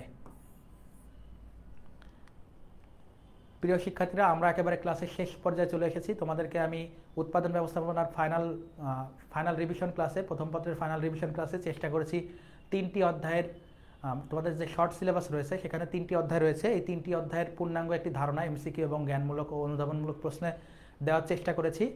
আশা করি তোমরা সবাই সুন্দরভাবে বুঝতে পেরেছো এবং প্রশ্ন অনেকে করেছে এবং উত্তরও দিয়েছে। তোমাদেরকে ধন্যবাদ যারা পার্টিসিপেট করেছো। তোমাদের জন্য আবারও স্কুল অফ এক্সেলেন্সের পক্ষ থেকে শুভেচ্ছা অভিনন্দন জানাচ্ছি এবং আমাদের আগামীকাল কিন্তু উৎপাদন ব্যবস্থাপনার আরও যে 3টি অধ্যায় রয়েছে একই সময়ে সেই ক্লাসে হবে, তোমরা সেটিতেও জয়েন করবে এবং তোমাদের এক্সাম সুন্দর ও সহজ হোক স্কুল অফ এক্সেলেন্সের সাথে সেই আশা ব্যক্ত করছি। এবং পাশাপাশি তোমাদেরকে আমি আবারও ধন্যবাদ জ্ঞাপন করছি এবং স্কুল অফ এক্সেলেন্সের যে অ্যানাউন্সমেন্ট সি ইউনিটের জন্য প্রথমবারের মতো তারা নিয়ে আসছে স্কুল অফ এক্সেলেন্সের পক্ষ থেকে C unit excellent online course, এবং এই কোর্সটির মাধ্যমে তোমরা কিন্তু ঘরে বসেই পূর্ণাঙ্গ প্রস্তুতি নিতে পারবে। জুমের মাধ্যমে আমাদেরকে ক্লাসের ভিতরে সরাসরি একেবারে অফলাইন ক্লাসের মতো প্রশ্ন করে করে সব কিছু বুঝতে পারবে এবং প্রচুর এক্সাম হবে এখানে এবং প্রচুর লাইভ এমসিকিউ সলভ করা হবে, বিভিন্ন ভার্সিটির প্রশ্ন সলভ করা হবে, প্রশ্ন বিশ্লেষণ ক্লাস হবে। তো তোমাদের জন্য সেভাবেই আমরা ডিজাইন করেছি যেন তোমাদের একটি পূর্ণাঙ্গ প্রস্তুতি নিশ্চিত হয়। সেই কোর্সে তোমাদের দেখা পাবো সেই আশা ব্যক্ত করে আজকের মতো এখানেই শেষ করছি। আল্লাহ হাফেজ, সবাই সুস্থ থাকো।